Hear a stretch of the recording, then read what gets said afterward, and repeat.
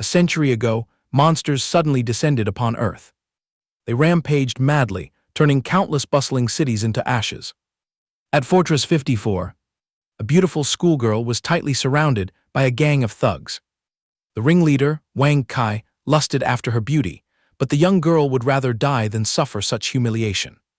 They closed in step by step, driving the fragile girl to the very edge of an abyss. Wang Kai raised his chin and issued an ultimatum: either obediently submit to him or throw herself into the deep abyss. Driven to a corner, she furiously screamed in his face that he was an inhuman scum who had harmed his classmate and silenced him. She would rather die than help him deceive Goddess Lin, and he shouldn't even dream of touching a single hair on her head. Knowing a bit too much, the thug lost his patience, a savage smile appearing on his face as he stretched and stepped forward. After all, Lin Lang would deliver herself to beg him anyway. Her brother was already suffering in prison with no way out. He advised her to stop worrying about Lin Lang and just serve him well. He would make an exception and spare her from being thrown into the abyss. As soon as he finished speaking, the thug's slimy hand reached out, making the schoolgirl panic and instinctively step back. But the heel of her shoe had already touched the perilous edge of the cliff. Suddenly, a chilling sound echoed up from the depths of the abyss. Wang Kai's lackeys began to shiver, looking at each other and whispering to ask what the hell that noise was. Before the question could be carried away by the wind, a bizarre black silhouette tightly gripped the rocky edge and loomed over the ground. Boss Wang Kai, who was arrogant just a second ago, now had a face completely drained of blood. It was a bone-faced beast, an extremely bloodthirsty B-rank creature, something that absolutely shouldn't be wandering in this area. His underlings were even more pathetic, their courage shattered as they scattered like a flock of ducks. They screamed that it was a B-rank vicious beast, and even an awakened one would be sent straight to hell if they met it, urging each other to run for their lives. By now, the monster was fully standing on the ground. Wang Kai and the unlucky, pitiful schoolgirl stood closest to the monster. Out of extreme cowardice and fear of death, the despicable man dragged the girl over as a meat shield, his mouth trembling as he begged the monster to spare his life. He pushed her forward hard, stuttering as he urged the monster to eat her instead. He deceitfully offered that her meat was fragrant, her skin was white, and she would be much crispier and tastier to chew than him. Surprisingly, the bone-faced beast treated the girl like thin air. It completely ignored her and strode straight to Wang Kai, so fast that he didn't even have time to react. With a smooth swing of its claw, the vicious beast sent the thug straight to the afterlife. Witnessing their boss neatly cleaved in half, the lackeys were scared out of their wits. Each of them ran for their lives, wishing they could grow 2 extra legs. They dashed headfirst while screaming tragically for help because there was a monster. But no matter how fast they ran, they were only like turtles compared to the speed of the bone-faced beast. In just a blink of an eye, the 3 lackeys were caught. And naturally, their fate was just as miserable as their short-lived boss. After cleaning up those 4 piles of trash, the vicious beast slowly turned back to the schoolgirl, whose body had gone limp by the edge of the cliff. Looking at the bloody scene scattered everywhere, the girl trembled violently in absolute terror. But on second thought, becoming prey for a wild beast was still less humiliating than falling into the hands of those wicked men. So she squeezed her eyes shut and gritted her teeth, waiting for death to strike. However, the bone-faced beast acted extremely polite, not bothering to touch even a single hair on her head. It coldly brushed past the young girl, crouched to gather momentum, and then shot up into the air, landing neatly on the rooftop of the tall building opposite them. The bad news spread at the speed of light. The unruly young master's family soon received the tragic tidings. One didn't need to guess how furious the old principal was when his precious son died right inside the school he personally managed. Regardless of whether the culprit was a god, a monster, or a human, he swore a vicious oath to make them pay the highest price. He growled, ordering all the teachers to exhaust every ounce of their strength to hunt down the bone-faced monster, strictly forbidding them from letting it escape the fortress. Unfortunately, the bone-faced beast had already flown far away, a long distance from the school. It glided toward a cliff carved with the shape of a human head, and gently landed. Here, 2 monsters of the same kind were already waiting respectfully beside a young man.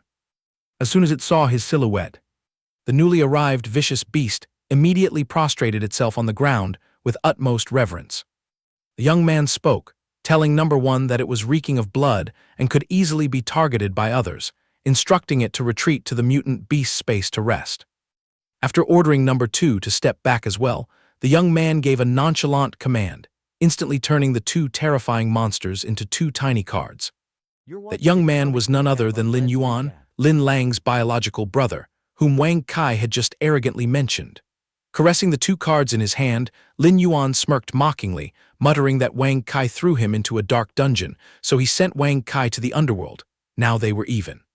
He told himself that even if his enemy went to hell, he would never expect that the creature that bit off his neck was actually his pet. In this era, where monsters roamed around like they were strolling in a market, ability users had to constantly risk their lives to survive. But Lin Yuan's absolute trump card was the vicious beast taming system. These terror-inducing creatures that everyone avoided like the plague turned into a collection of obedient pets in his hands. Lin Yuan manipulated them as easily as flipping his hand. Like sending little number 1 to take Wang Kai's life. Or like right now, calling number 3 to carry him back to his cell. He sat majestically on the burly shoulders of bone-faced beast number 3, casually returning to the dark dungeon as if taking a stroll in the park, acting as if nothing had happened. The B-rank bone-faced beast was the most notorious monster lineage that Lin Yuan currently possessed, and he had exactly 3 of them. This type of vicious beast was more than capable of crushing an ability user, and could even beat early-stage awakened ones to a pulp. However, facing the apocalyptic era, these 3 pets didn't seem strong enough to guarantee his safety yet. After sneaking back into his cell safely, Lin Yuan stored number 3 back into its card. His most headache-inducing task right now was how to legitimately walk out of this iron cage. He leisurely pulled out another card. From inside, a charming yet deadly spider demoness materialized. Lin Yuan's next plan had to rely entirely on this female demon. In another development, Lin Lang was completely in the dark about Wang Kai's death. Wanting to save her brother who was entangled in prison, she had no choice but to bite the bullet and go find the Wang family to accept the marriage arrangement. Her best friend Ren Yu tried her best to dissuade her, heartbroken to see Lin Lang lower herself to marry a scumbag worse than an animal. But the tragic truth was, the Wang family controlled the very sky in this place. The father was the powerful principal, and the older brother was a notorious level 9 ability user. With such terrifying power, even a fly passing through their hands would find it hard to survive. So Lin Lang had to swallow her tears and accept her miserable fate, marrying the demon in exchange for her brother's peace. Who could have expected that when the 2 girls arrived? They would see a massive crowd gathering. Wang Kai, who was arrogantly bullying his classmate just a minute ago, had now obediently become a memorial portrait on an altar. Ren Yu and Lin Lang were so shocked their jaws almost dropped. They couldn't believe that the little tyrant who used to run rampant in this city had suddenly dropped dead like that. Of course, no one had the free time to shed tears of pity for him.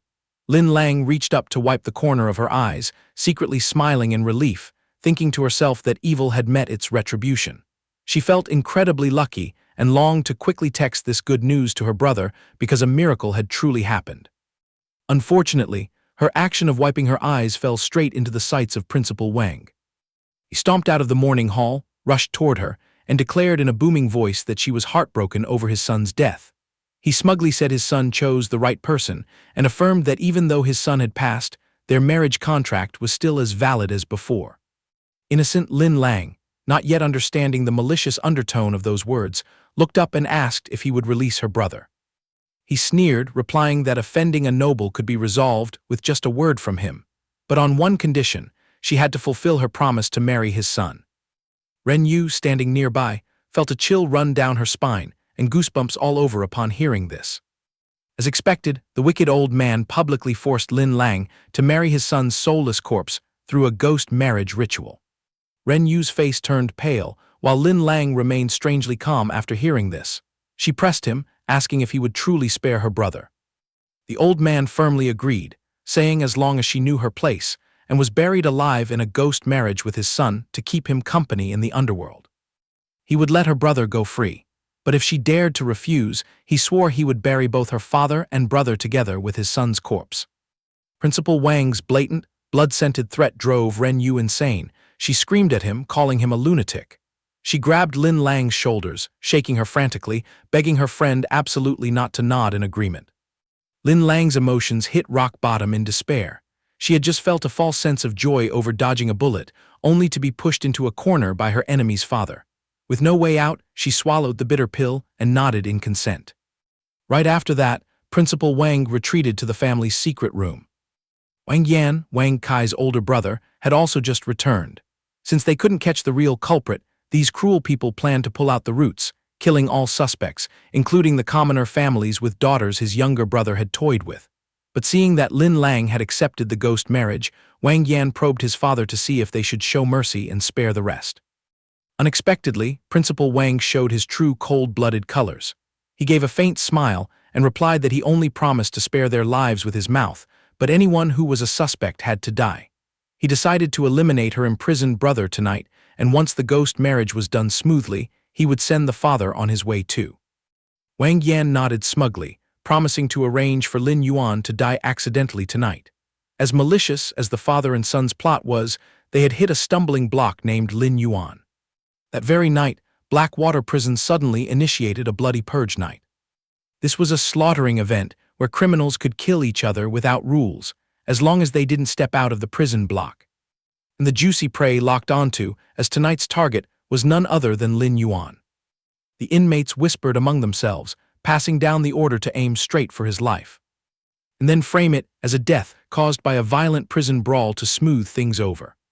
After locking onto the target, the whole pack of villains stomped over, tightly surrounding Lin Yuan's cell. His cellmate, luckily a decent person, was in absolute panic right now.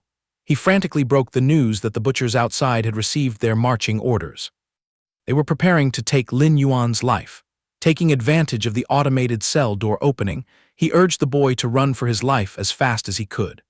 "Why run?" Lin Yuan replied calmly, making his cellmate even more panicked.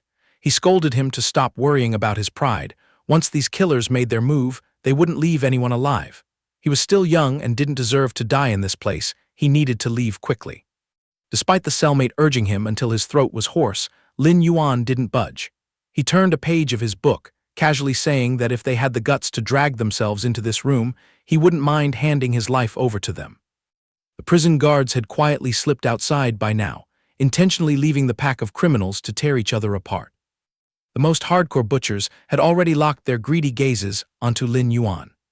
Hearing the heavy footsteps closing in, the cellmate was scared out of his mind, his face as pale as a sheet of paper.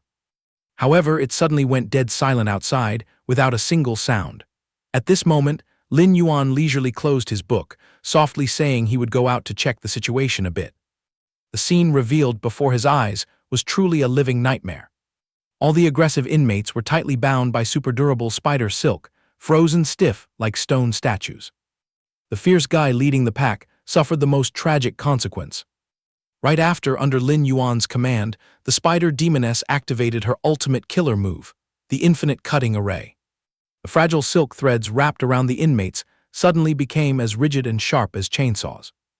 In just a blink of an eye, the wicked thugs' bodies were minced to pieces, leaving not a single intact corpse behind. This bloody, gory scene of mangled flesh was more than enough to give even the bravest person goosebumps. Lin Yuan's cellmate stuttered and choked, taking forever to squeeze out a question asking if this was an Usra hell, and exactly what kind of terrifying background his cellmate had. Lin Yuan replied with a calm face that he was just a normal person in the apocalypse. If people didn't mess with him, he wouldn't mess with them, but if they liked to pick fights, he would pull them out by the roots. At the same time, inside the warden's office, Steward Wang was scheming with Warden Tianqi. Of course, they knew perfectly well about the mess down there, but deliberately turned a blind eye, hoping the inmates would torture Lin Yuan to death. Tianqi himself had patted his chest to guarantee this, so the old steward was extremely reassured. He nodded smugly, planning to let them cause a ruckus for a while, and once it was done, he would drag the enemy's corpse back for the ghost marriage ceremony. Suddenly, Deputy Warden Bai Lin shivered slightly, feeling a cold, murderous intent run down her spine. She had a premonition that something was silently approaching the room. Steward Wang muttered, suspecting that some overly excited prisoner had charged straight up here. But Tianqi waved his hand and sneered, telling him to stay calm because the warden's office door was cast from an alloy. Even a tank crashing into it would be useless. Ironically, just as he finished his sentence, a terrifying impact smashed straight into the door. The metal that supposedly couldn't be breached by a tank caved in deeply, imprinted with a giant fist mark, making all three powerful figures inside panic, their faces turning pale. The next second, the door burst off its hinges and flew far away. Lin Yuan strolled in casually, completely unfazed, without a single scratch on him. Closely following behind him was the towering figure of a bone-faced beast. Seeing this vicious deity, Steward Wang's brain immediately clicked into gear. He screamed out loud in shock that Lin Yuan could control the monster, hastily wanting to sound the alarm. Unfortunately, the second half of his sentence was permanently silenced when the monster threw a punch that smashed his body to a pulp, turning him into an unrecognizable pile of flesh. Bai Lin cowered in a corner, her expression incredibly complex. She secretly panicked. Why would a majestic B-rank bone-faced beast obediently cower under human control? Textbooks had never recorded such a fantastical thing. Tian Qi, who was leisurely blowing smoke just moments ago, now jumped out of his skin witnessing Steward Wang blown to pieces. Facing Lin Yuan, who was slowly walking toward him, his teeth chattered, yet he boldly threatened that this was black water prison, and if Lin Yuan dared to take his life, he wouldn't be able to escape either. Even though he was so scared he was about to faint, Tian Qi still tried to salvage some dignity. He boasted that he held the most elite squad of guards in his hands, while Lin Yuan was alone and isolated, and would eventually be torn to shreds. "Are you talking about them?" Lin Yuan shrugged, tilting his chin to glance lightly over his shoulder. Tian Qi's fully armed elite guard squad was indeed all present. But comically, their gun muzzles were synchronously pointed straight at the warden's head, looking as obedient as if they had been completely subdued by Lin Yuan's overwhelming power. Facing the guns of his own soldiers, Tian Qi broke down in panic, screaming and reminding the subordinates he had personally trained not to rebel. Lin Yuan smirked, replying that those soldiers had now become spider puppets under his command.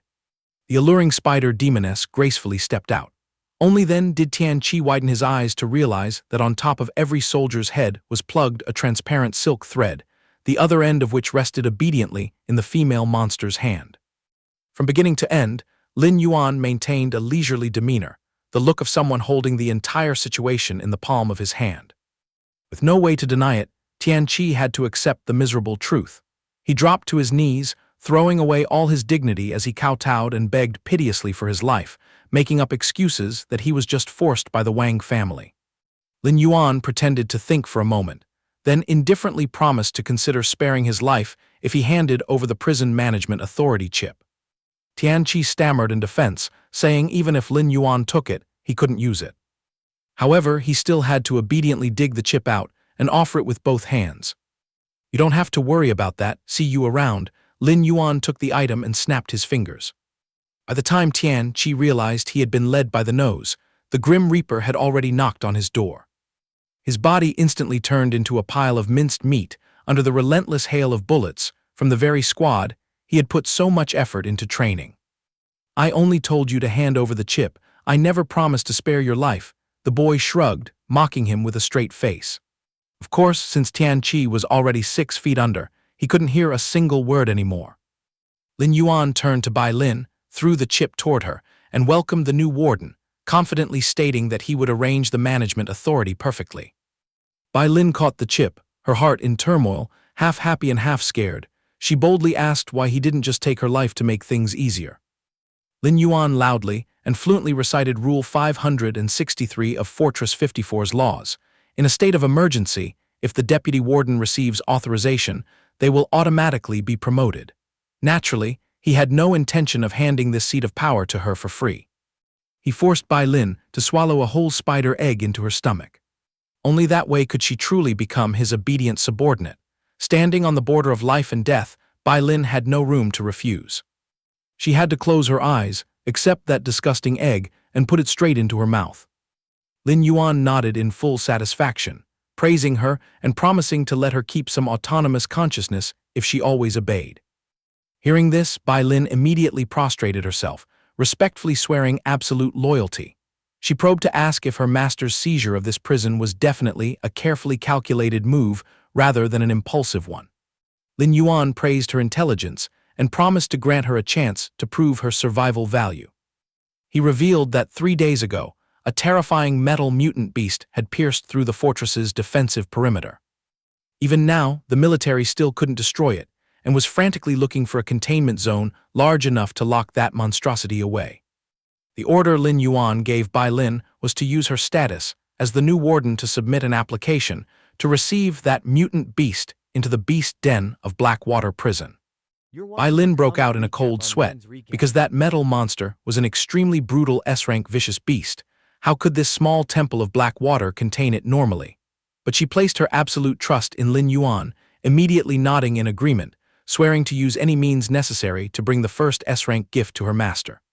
Lin Yuan nodded in satisfaction, ordering her to process his release paperwork immediately, while also instructing her to inform him first when that S-rank creature was transferred over. Bai Lin agreed profusely, but still asked more questions in fear and trepidation. She worriedly advised her master that if he left here alive, the Wang family's forces and that level 9 ability user would sniff him out immediately.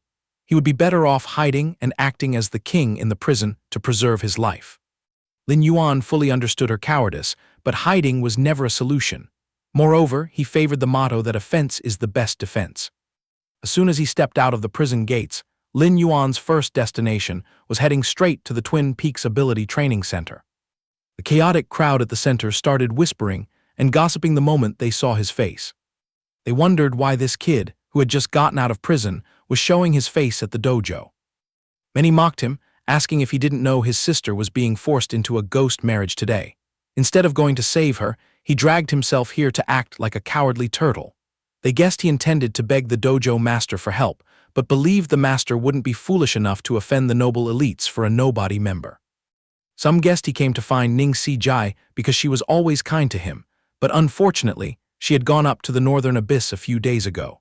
Despite pitying the siblings' situation, the crowd firmly believed no one would dare pluck the tiger's whiskers by messing with the Wang family to help them. People criticized him for usually being withdrawn and having weak abilities, and now, even fewer people would want to be associated with him. Lin Yuan took in all those bitter words, but his face remained unchanged as he just kept his head down and walked straight ahead. Slipping into the inner area, he bumped into the blonde guy named Wei Heng. Seeing his boss appear, Wei Heng immediately reported his progress. The young man stated that he had cleanly gathered all the information and movement maps of the guests attending the ghost marriage. But unfortunately, the 3 electronic bugs used to monitor the system were about to break down and fall apart. Lin Yuan calmly replied that he would supply new goods, casually pulling out a few cards as he spoke. Instantly, a swarming army of monster bugs poured out. Wei Heng looked at their massive numbers in shock, wondering where his boss had gone to scoop up this load of insects. Lin Yuan shrugged, explaining briefly that these bugs reproduced abundantly in the beast den of Blackwater Prison, so he conveniently scooped up a bunch to bring back as reinforcements. The hacker was still in shock. With just 3 measly bugs earlier, he had crashed the security systems of Blackwater Prison and the Wang family's mansion. Now with this terrifying number, he could probably manipulate half the city. Lin Yuan tapped his phone to confirm he had received the synchronized data, instructing Wei Heng to continue monitoring every move of the Wang family and the guests, and to remember to stay in constant contact. Seeing Lin Yuan turn around preparing to leave, Wei Heng anxiously called him back, urging his boss that he absolutely must be careful. Because he knew perfectly well that at this ghost marriage, all 4 of Wang Yan's elite warrior teammates were gathered. They were all the most notorious young level 9 ability users. Not to mention, since the bone-faced monster hadn't been caught yet, the venue was wrapped in a super-tier anti-monster barrier. Lin Yuan smirked, telling his underling to rest assured because he had his own ways to deal with it. Wei Heng tried to shout after him, reminding him that they were the only 2 thorns who dared to poke the Wang family's eyes, so he absolutely had to survive and return. Thinking back to 3 months ago, this young hacker had always sneaked around secretly taking pictures of Wang Kai. Once, when he was almost caught by that thug, Wei Heng was saved by Lin Yuan's intervention. Ever since that fateful day, he swore absolute loyalty, standing side by side with Lin Yuan to smash that cruel family's power. At first, Lin Yuan firmly believed Wei Heng was a pervert, who liked to secretly take pictures of beautiful women on campus. But after saving his life, Lin Yuan realized the guy was frantically gathering evidence to avenge a pitiful girl who had been pushed off a cliff by Wang Kai. Out of sympathy, Lin Yuan made up his mind to help Wei Heng and that girl demand justice. On the way to the wedding venue, a rugged off-road vehicle was roaring and speeding like crazy. The two figures inside were the great councilman and his personal driver. The driver asked his boss out of curiosity if he really intended to officiate this wedding. How could a living person be married to someone who had already passed away? The councilman leisurely smirked, saying that for a little brat from the bottom of society to be married into a prestigious dead noble family was an immense honor. He admitted that if he didn't want to flatter the nobles, he wouldn't bother bearing witness for such common trash. In short, the girl had hit the jackpot. The nosy driver continued asking if the final step of the ghost marriage was to take the bride's life. The councilman's face twisted into a vicious smile as he pulled out a razor-sharp dagger. He confirmed that when the time for the ceremony came, he would personally slit the girl's throat, sending her to the underworld to serve the Wang family's second son. The driver shuddered upon hearing this, shifting the topic to the monster that had torn Wang Kai apart, fearing the vicious beast was still hiding, and attending a party like this would invite disaster. On the contrary, the councilman chuckled calmly. Because the luxury car he was sitting in was a super-tier black dust bulletproof armored vehicle, capable of taking hits like a tank. He confidently bragged that even if that bony monster blocked the car, it would absolutely never pierce this armor. Unfortunately, he jinxed it, and right after he finished speaking, Lin Yuan's bone-faced beast suddenly jumped out like a towering mountain to block the road. It used one hand to crush the car's hood, instantly forcing the metal to deform pathetically. It tilted its head back and let out a chilling roar to demonstrate its power. The two men in the car were scared out of their wits, their faces as green as banana leaves, the driver's tongue tied up as he frantically screamed to report that the bone-faced beast had actually arrived. The councilman tried to stay calm, ordering the driver to step on the gas and ram the monster away, confident that their comprehensive armor would only lose half its defense bar even under a full-power strike. But his imagination was too limited. There was no way Lin Yuan would only release a single monster. Instead, a whole three of them lunged at once, surrounded on all sides by three B-rank vicious beasts that killed people like flies. The councilman truly panicked, screaming and questioning why intelligence reported there was only one bone-faced monster, and now there were so many. At the same time, Lin Yuan was standing with his arms crossed on a dirt mound in the distance, leisurely enjoying and observing the situation. Seeing his three pets securely lock onto the car, Lin Yuan immediately gave the order for a joint attack. The armored car's hydraulic defense armor stat was currently maxed out at 100%. But under the relentless, sledgehammer-like punches of the monsters, the defense bar began to plummet uncontrollably. The car stalled and lay flat, unable to move an inch, forced to hold its breath and take the beating until the armor plummeted to a flat zero. When the fancy car was smashed into a pile of scrap metal, the councilman was immediately grabbed by the neck and dragged out mercilessly by a bone-faced beast. Dizzy and seeing stars, he vaguely saw a silhouette striding toward him and hastily roared. He cried out tragically for help, begging and pleading, promising generous rewards. Lin Yuan walked over, snatched the dagger the old man had prepared, and smirked, asking if this was the tool meant to slit the bride's throat, looking at the gleaming blade. The councilman finally woke up, realizing this evil deity came to claim his life, not out of good intentions. He desperately screamed for his life, but everything was in vain. Lin Yuan used the exact same cruel method the old man had planned to use to execute the bride. Swinging the knife, he sent the councilman straight to his death. Lin Yuan softly called the shadow phantom, announcing it was its turn to perform. As he spoke the words, he flipped a card to summon another bizarre creature. The shadow phantom's specialty was the shadow-stealing technique. The unlucky councilman's shadow was instantly stolen, completely ripped away from the cold corpse. Right after, the shadow phantom used a skill to wrap itself around the shadow, perfectly disguising itself as the councilman's fat appearance. This shell could only be maintained for 2 hours, but that was more than enough for Lin Yuan to slip through the wedding security checkpoints. At this moment, at the Daffodil Noble Cemetery, guests had gathered as thickly as a festival. They whispered and gossiped, feeling pity that the beautiful bride had to become a burial sacrifice. But everyone accepted it, because in this land, commoners were ultimately nothing more than toys for the upper class. Few curious people started gossiping about the culprit who had taken the life of the Wang family's second son. Rumors said it was a bone-faced beast that was still in hiding. However, no one had the free time to worry, because the Wang family had invited all the level 9 ability master elites, casting an inescapable net. Anyone who came uninvited would surely die without a complete corpse. Just then, an earth-shattering explosion rang out in the middle of the cemetery, making the guests jump in panic. It turned out to be the grand entrance of the Abyssal Squad. Number 9 had officially revealed himself. And the culprit behind that terrifying sound was a giant dark sheephead, a D-rank monster breed. Commander Lin Yuan raised his chin and loudly shouted out his wedding gift for Wang Yan. His appearance caused an uproar of astonishment in the crowd, because this guy was about to break through to become an awakened one. There was a malicious rumor that the Wang family had promised to hand over the slum where the bride's father lived to him, forcing him to slaughter all the innocent civilians there to train him into a berserker, and only then would they allow the old man to see his daughter's face one last time. Wang Yan personally came forward to eagerly welcome Lin Yuan's group, joyfully affirming that with them around, the ceremony's security was considered absolutely guaranteed. Lin Yuan turned to glare at the barrier master named Yin beside him, growling a threat that if he let a single monster slip into the cemetery, he would skin him alive. The man laughed it off to smooth things over, confidently guaranteeing that monsters below S-rank could absolutely not penetrate his barrier. Maintaining the barrier was Yin's responsibility, while the radar guarding duty was assigned to the observer named Yu. If any strange creature dared to approach, Yu's detection ability would spot it instantly.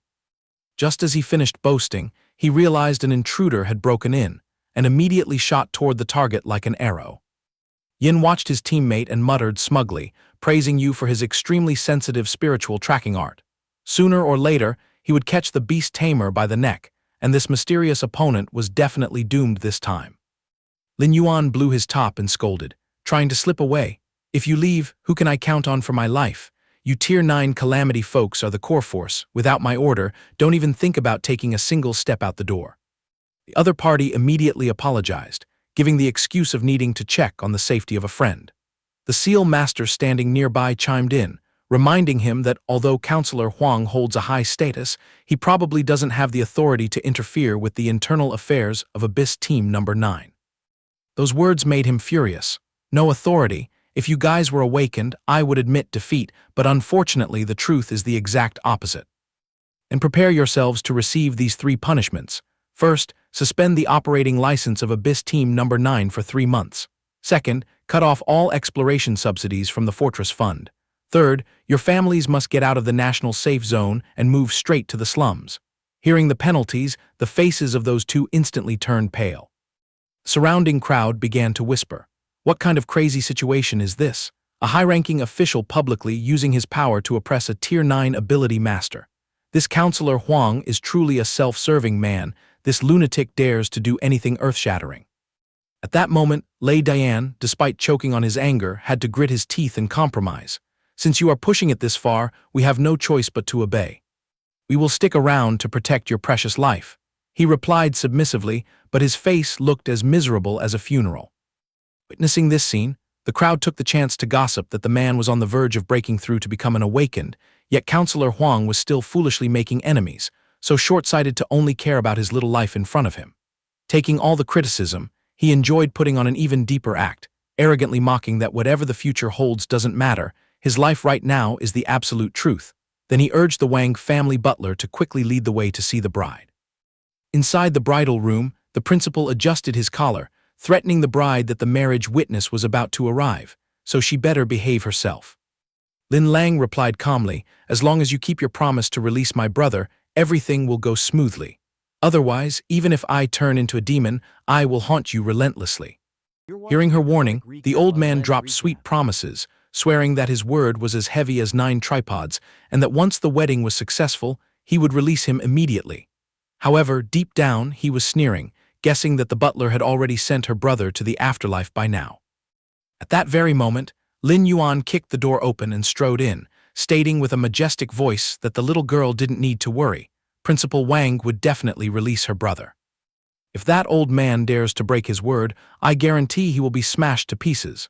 Principal Wang, don't you think what I said makes sense? Recognizing the newcomer, the old man hurriedly and tremblingly agreed, saying yes profusely. That attitude made Lin Lang sigh in relief. She softly asked if this was the counselor here to witness the marriage, while entrusting her hope that he would closely monitor the release of the person after she followed her husband. He immediately comforted her with a solemn vow in the name of the host: if the Wang family dares to go back on their word and not release the person, I will personally send their whole clan to hell. Principal Wang, you will be the witness, right? The principal broke into a cold sweat at the heavily murderous guarantee, silently cursing that this counselor was overacting way beyond the script. Understanding that, Lin Lang swallowed her bitterness, thinking that no matter how steep the price to pay, as long as her brother was safe and sound, she would be satisfied. But deep down he was screaming, "No, you don't have to bear anything, you will be safe, I swear." With the agreement settled, Principal Wang jutted his chin, ordering the maid to take the honored guest to the premium lounge to freshen up his appearance, because the ghost wedding would officially begin in just 5 minutes. Yi obediently said yes and respectfully invited him to stride after her. It turned out she was the schoolgirl who was saved by Bone Face at school back then. The pair then followed each other out of that suffocating area. As soon as they were out of sight, Yi immediately turned around to stop him, advising Lin Yuan to escape right away. She fully understood his desire to save his sister, but with his meager Tier 6 ability, stubbornly disguising himself to dive headfirst into the tiger's den was a dead end. Having his identity exposed, he couldn't help but stare in astonishment, not expecting this little girl to not only see through his ability mask, but also expose his ability level. Asking about it, he found out that she possessed a rare psychic ability. Receiving the compliment, Yi blushed, admitting she was only lagging at Tier 3. However, she quickly brought the focus back, firmly asserting that this dragon's pool and tiger's den was no place for him to stroll around. She revealed the harsh truth that besides the 5 Tier 9 experts standing right there, Principal Wang had also summoned a whole crew of outstanding alumni. The old man had already laid out a 100-man Tier 9 team, casting a net all over the graves here. With his little tricks trying to interfere, he probably couldn't even compete for a spot as cannon fodder. Despite the warning, Lin Yuan wasn't panicked at all. On the contrary, he laughed in amusement, praising the grand scale of the formation. But he still wondered why his schoolmate Yi was free enough to appear in this place of trouble. The female student frankly expressed her purpose of repaying a favor. Thanks to the bone-face monster sending Wang Kai to heaven, she kept her life. Now that the Wang family was casting an inescapable net of people to trap her benefactor, she absolutely couldn't just stand by and watch helplessly. Lin Yuan tilted his chin and inquired, "So what is your move, miss?" The girl calmly replied that he didn't need to worry. She planned to use her telepathic ability to sound the alarm when Bone Face approached, then be ready to lay down her life to carve out a bloody path for that savior to fly far away. Her martyr plan left him dumbfounded. Just for a bony monster was she willing to throw away her life so easily. His cheapening attitude immediately offended Yi. She argued back that it wasn't an ordinary monster, but a ray of light that pulled her out of the mud, a supreme faith. She snapped, advising a petty Tier 6 like him to stop opening his mouth to smear her god. Finishing her words, she threw him a sharp glare, leaving Lin Yuan speechless and helpless. Realizing time was running out, she hurriedly shooed Lin Yuan to get lost quickly, emphasizing that this was the one and only golden opportunity. She promised to find an excuse to throw up a smokescreen for him to retreat, begging him not to throw his life away foolishly. But he frowned, sensing the situation. It seemed everything was already too late. The loudspeaker from outside was already booming, warmly welcoming the counselor to step into the hall, announcing the official commencement of the ghost wedding. Lin Yuan put his hands in his pockets and leisurely walked forward, casually asking if the first procedure was welcoming the bride. The captain spun the crystal in his hand, giving a wicked smile, and reported, "Please wait a few seconds, everyone. Abyss Team Number 9 has just caught a little mouse sneaking into the hall. We need to do a little cleaning up." The whole hall gasped in astonishment, not understanding what was going on. The security was tight enough that not even a fly could get through. How could someone slip in? Lin Yuan coldly swept his gaze around. That guy suddenly pointed straight at Yi and loudly exposed her. A thorough check shows that this woman is a spy who sneaked in. The girl clenched her fists, using telepathy to urge Lin Yuan she was doomed anyway. She would unleash her final telepathic disruption attack. Counting down to 3, he had to immediately run for his life. 3, 2. And Yi decisively activated the mental shockwave. In a flash, Lin Yuan darted straight in front of that guy. With just one sharp strike, he logged the guy out of the world. She stared blankly at his back, unable to help but wonder in shock why he refused to run away. Lei Dian furiously strained his neck and yelled, "Are you on drugs? Clearly, you aren't that high-ranking official. You scum dare to use an ability to deceive us." Wang Yan also frowned and questioned, borrowing an official's name to sneak into this place. "What exactly is your scheme?" He casually swung his hand to knock down the opponent and calmly replied, "My ambition is to not let a single one of you breathe when you step out of this door." Lei Dian crossed his arms arrogantly. "Stop with the cheap tricks. Your strength is stuck at tier 6, and that bitch has run out of energy. Even if you grew wings, you couldn't escape. If you're smart, kneel down and confess." Lin Yuan slowly pulled out a deck of cards, smirking and mocking that the fun was just officially beginning. Lei Dian immediately erected a protective shield around his body. The guy narrowed his eyes, confused by the attack, mocking what kind of control ability scatters so messily, truly showing off a rudimentary skill before an expert. The seal master also burst into contemptuous laughter. For a dignified expert like Han to lose his life to this piece of trash is the most hilarious joke of the century. Suddenly, a card tore through the wind and grazed by, slicing off one of his finger joints. Wang Yan panicked and shouted a warning that hidden weapon knows how to turn back and pounce from behind. Stay alert. Unfortunately, the warning came too late. Lin Yuan had already gently taken the seal master's life. He widened his eyes at his terrifying strength. The speed of the wind-tearing card had surpassed the supersonic threshold. As for Lei Dian, he gritted his teeth and glared, his anger burning fiercely. He was also dumbfounded by the recent development. She wondered in shock how this person's psychokinesis power could reach the peak tier 9 threshold in just a blink of an eye. He calculated slightly in his head. Although the barrier forbade summoning beasts, he still had more than enough leeway to attach a rare mental-type card to his body for enhancement. In reality, Lin Yuan had just equipped the Abyss Silver Spider card, helping his psychokinesis ability leap from tier 6 all the way to peak tier 9 in a split second. That guy still arrogantly tilted his chin up, despising the control-type body that was as fragile as paper. Even if he borrowed power to touch tier 9, he only needed to wave his hand to crush him into dust. He arrogantly granted him a bit of final mercy, which was to taste the awe-inspiring wrath of the Thunder God. The little girl clutched her temples and whispered an apology, saying she was exhausted and couldn't distract that guy to open an escape route for him. The sky suddenly cracked open with countless lightning bolts, lifting Yi's body into midair. Lei Dian arrogantly hovered in the air, sweeping up all the surrounding commoners to fly up with him. Everyone panicked and screamed, looking for a way to survive. Lin Yuan smirked disdainfully. Is this thing the infamous thunder pressure fist from the rumors? Lei Dian clenched his fist threateningly. That's right, let's see how long an ant like you can last. Just finishing his curse, he dashed straight like a lightning bolt towards Lin Yuan, roaring and demanding to bring down the punishment of the gods. Unluckily, as soon as he rushed over, he crashed into a massive wall of flesh standing tall and blocking the way. He hurriedly guessed this was just a sleepwalking trick created by the mind, aggressively boasting that under the power of the super thunder pressure fist, all illusions would vanish into thin air. But when his fist touched the actual flesh and blood of the giant, Lei Dian stared in sheer shock. He turned pale, unable to believe his eyes. An earth-shattering blow couldn't even scratch the monster. From which crack did an awakened-level freak like this crawl out? Lin Yuan frowned, criticizing the opponent's stupidity, tactfully reminding him that the barrier master had kicked the bucket, so that protective membrane naturally evaporated. The giant's massive guardian-like hands slowly clamped him in the middle. He panicked, screaming and asking what the opponent wanted, his mouth continuously begging for mercy. He smiled sweetly and answered him, "I'm just swatting a fly." Finishing his sentence, he squeezed out all his strength to crush the guy, completely ending the hopeless struggle. Having cleaned up the mess, he leisurely withdrew his power, returning to his original appearance. Wang Yan stood rooted to the spot, blankly witnessing his right-hand man being crushed into paste.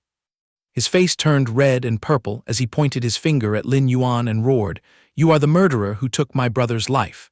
In short, are you only satisfied when you turn this place upside down? About to carry the unconscious Yin leave, he suddenly stopped in his tracks. Turning around with a murderous aura, he coldly pronounced the sentence, "I came here to preside over the grand ghost wedding. And now, allow the main event to begin, which is sending your entire family tree down to the underworld for a family reunion." The principal frowned, standing precariously on the high balcony looking down, and spoke in a provocative tone smelling of gunpowder. "I waited for you forever, and you finally dragged your dead body here." Lin Yuan was not intimidated at all. On the contrary, he dug deep into the old man's emotional wounds, loudly mocking him, asking if the old man was taking the trouble to avenge his precious son. Exactly as scripted, Principal Wang immediately lost his mind with rage.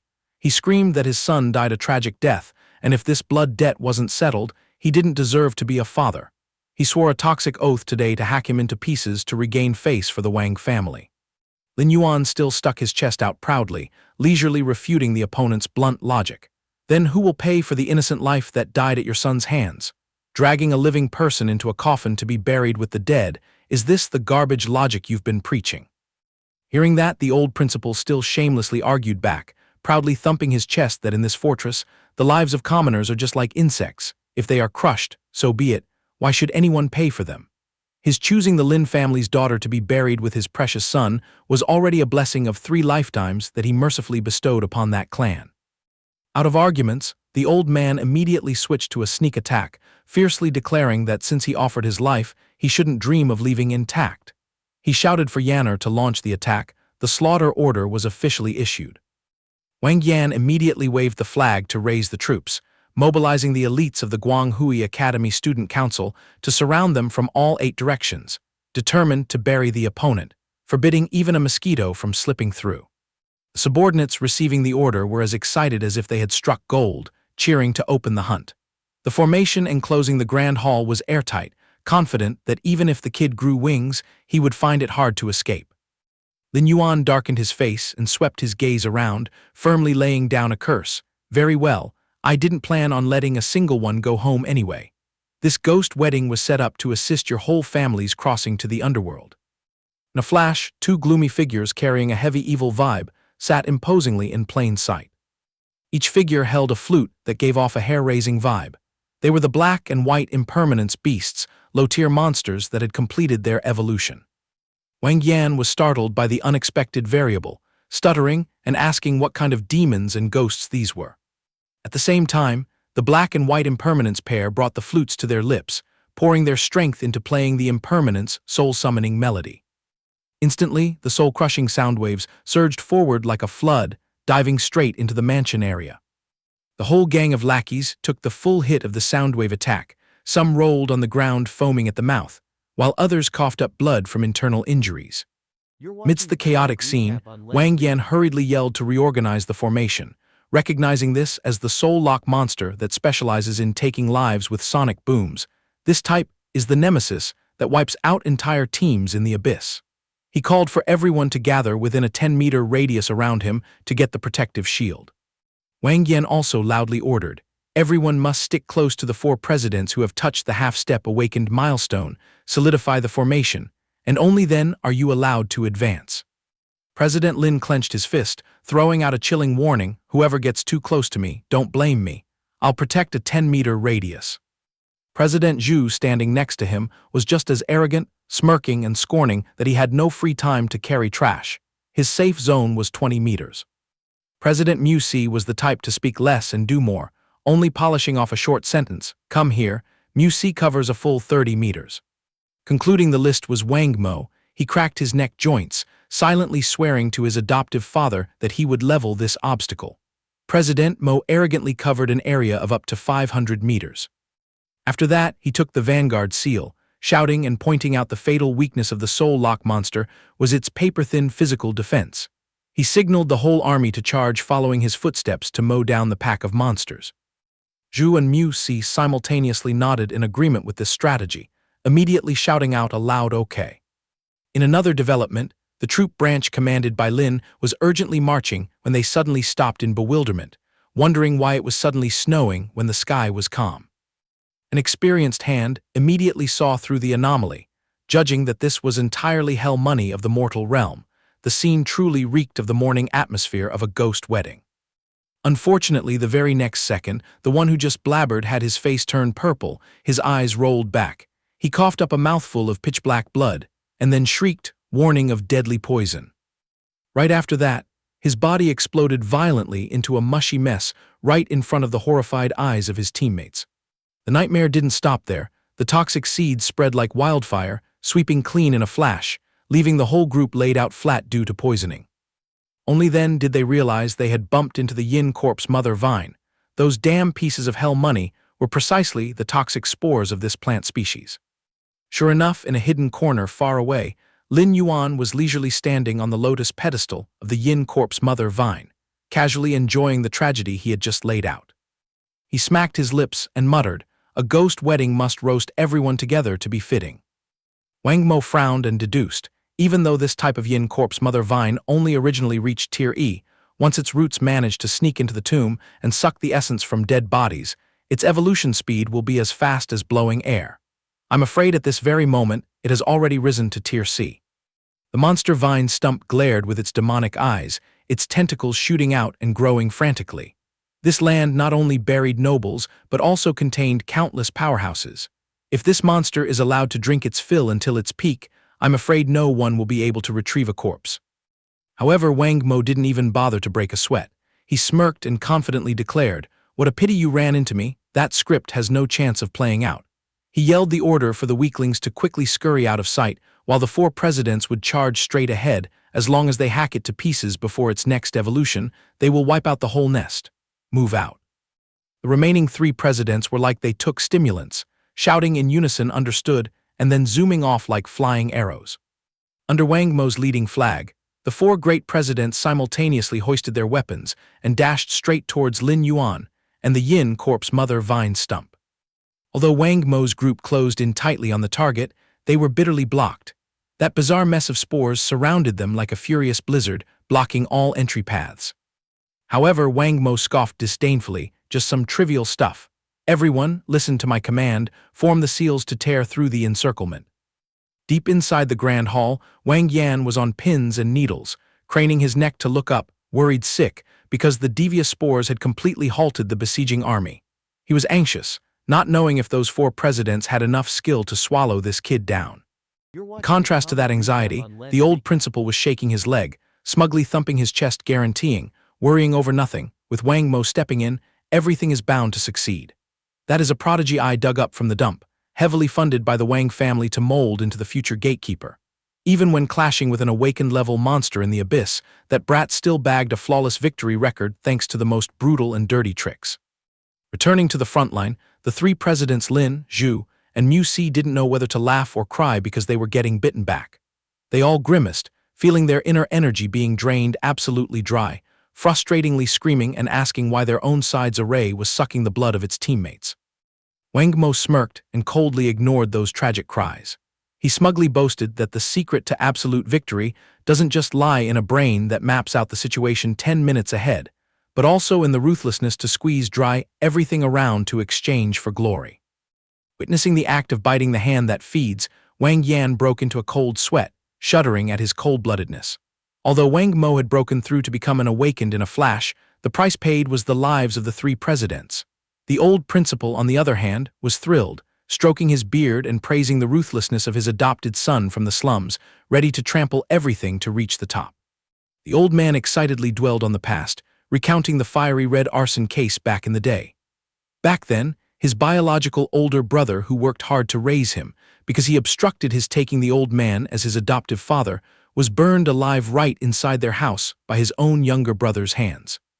Wang Mo channeled his energy to form a massive energy sphere, swallowing both Lin Yuan and the Yin Corp's mother vine stump inside.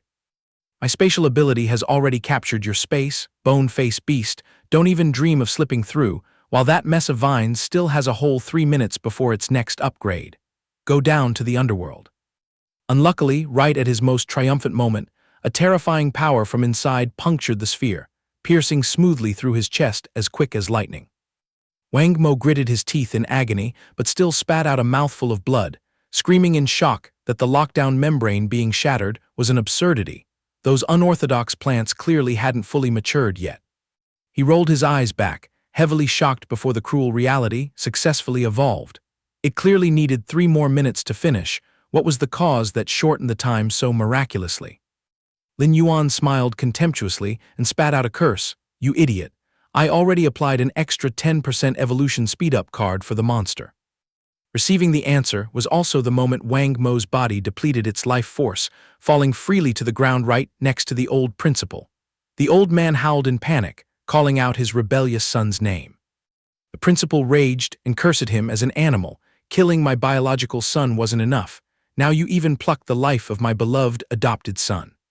Being scolded, Lin Yuan didn't get angry at all. Instead, he leisurely dug deeper into the pain. So it turns out deep down, an adopted son is even more precious to you than the flesh and blood you bore. The genius who swallowed so many resources, carrying the dream of pushing you onto the president's seat, is now dead. You rushed for revenge and stripped away all your trump cards, ultimately sending the entire Wang family into the grave with your own hands. Only at this moment did the old man sniff the scent of the Grim Reaper. He screamed in despair, interrogating the root of this tragic enmity. Which god or Buddha are you exactly? How did the Wang family offend you that you had to deliver such a ruthless kick to annihilate my entire family tree? Finishing his words, Lin Yuan's true appearance also slowly revealed itself. The ability mask's duration had run out. The old principal dropped his jaw recognizing him, his face losing every drop of blood as he shrieked, "You are Lin Yuan, impossible. The prison report swore you had already met the king of hell." Lin Yuan smirked faintly, casually commanding a tentacle to sweep the butler's decapitated head and throw it over. The death certificate from the prison was drafted by my own hands. Oh, I totally forgot. The ghost wedding betrothal gift I took the trouble to prepare hasn't been handed directly to you yet. He used a tentacle to drag the butler's skull right up to the opponent's face. The old principal felt a sharp pain in his guts, stuttering incoherently, sobbing and calling out the name of his close brother, the butler, who was also murdered. Suddenly, Wang Yan lunged out frantically from a dark corner for a deathmatch, screaming, "Forbidding you from disrespecting the Wang family. Even if I am blown to pieces, I must drag you down to pave the way." What a pity, his vicious move carrying his own life was blocked in a ridiculous manner. It turned out the wall of flesh blocking the blow was Wang Mo's corpse controlled by Lin Yuan. He mocked delightfully. The precious son you poured all your capital into molding has now been honorably promoted to become one of the 7 great guards serving under my Yin Corp's mother vine. He triumphantly stroked his new toy, praising the spatial ability as truly worthy of an overlord. Using it feels so great.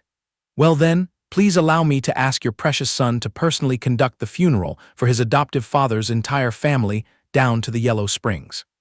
Even at this point, the old man still weakly used a trick to threaten, "Wait, your sister's life is still." But he turned a deaf ear to those few nonsense words, ruthlessly tossing out a single word, "Kill."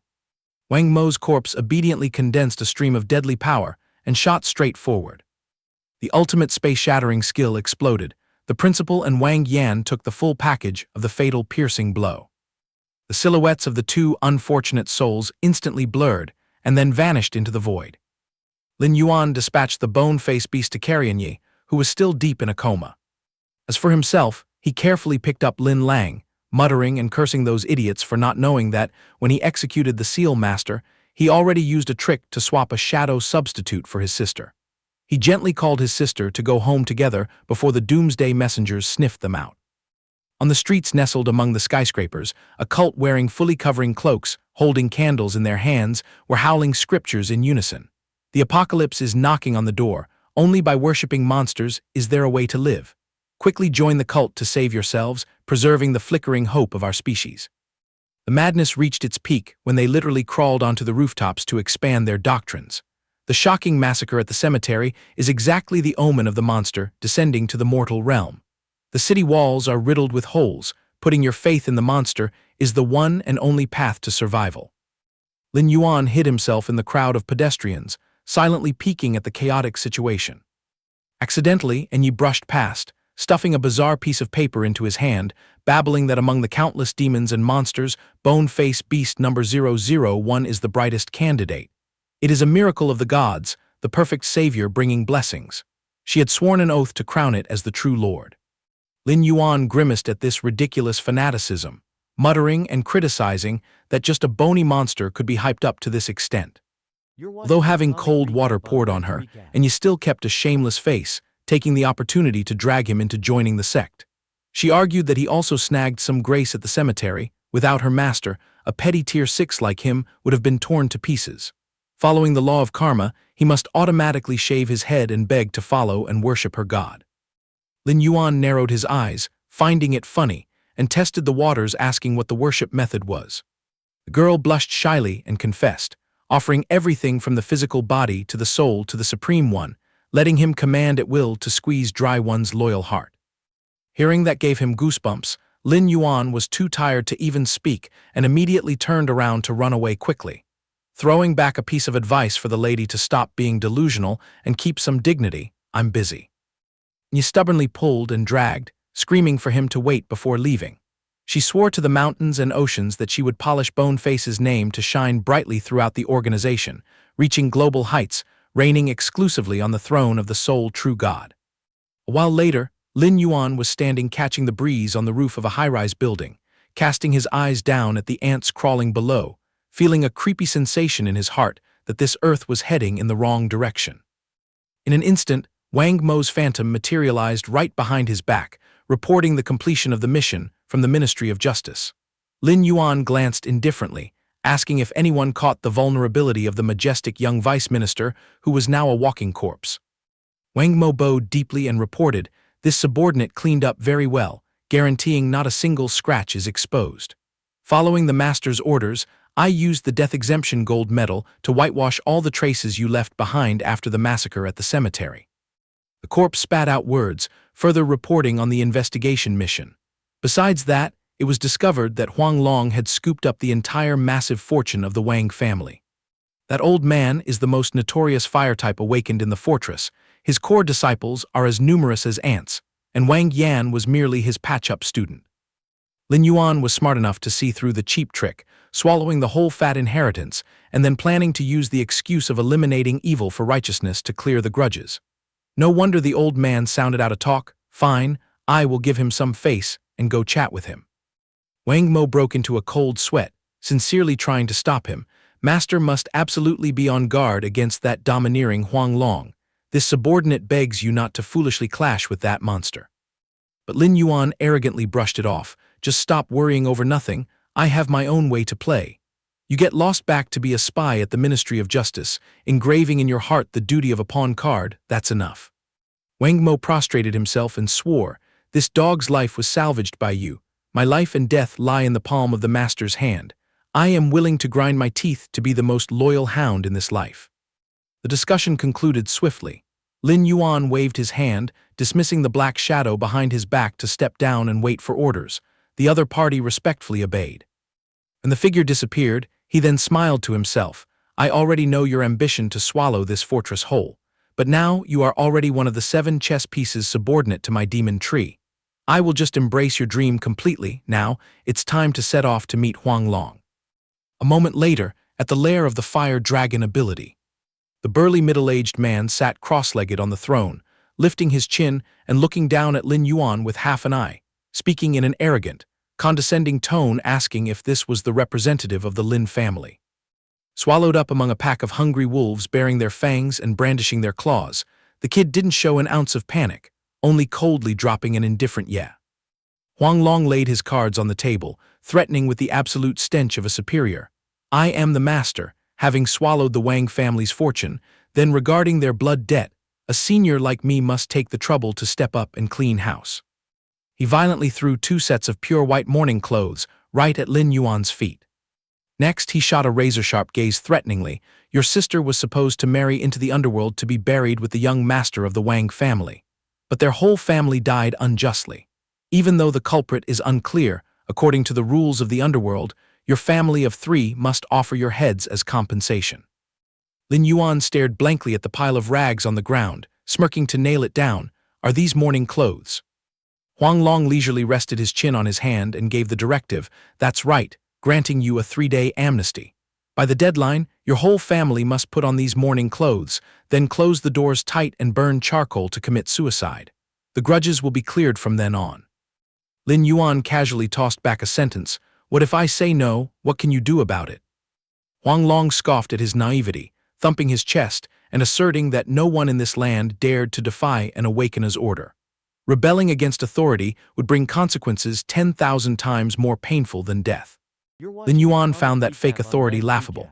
He leisurely stretched out his hand to show off the glowing bracelet, mocking, "Is an awakener really that formidable? Let me tell you, I also got a spot in the awakening exam and am rightfully on the seed list. If you dare lay a finger on me before the exam, it's a direct slap in the face of the government. By then, a lowly awakened like you will be torn to shreds by the doomsday messengers." The lackeys dropped their jaws and pointed upon hearing this. An awakening seed. The background check clearly showed he was just a bottom-tier student, right? Has our intelligence network become completely useless? Would have thought Huang Long's face remained utterly unfazed, his plot to silence him completely unshaken.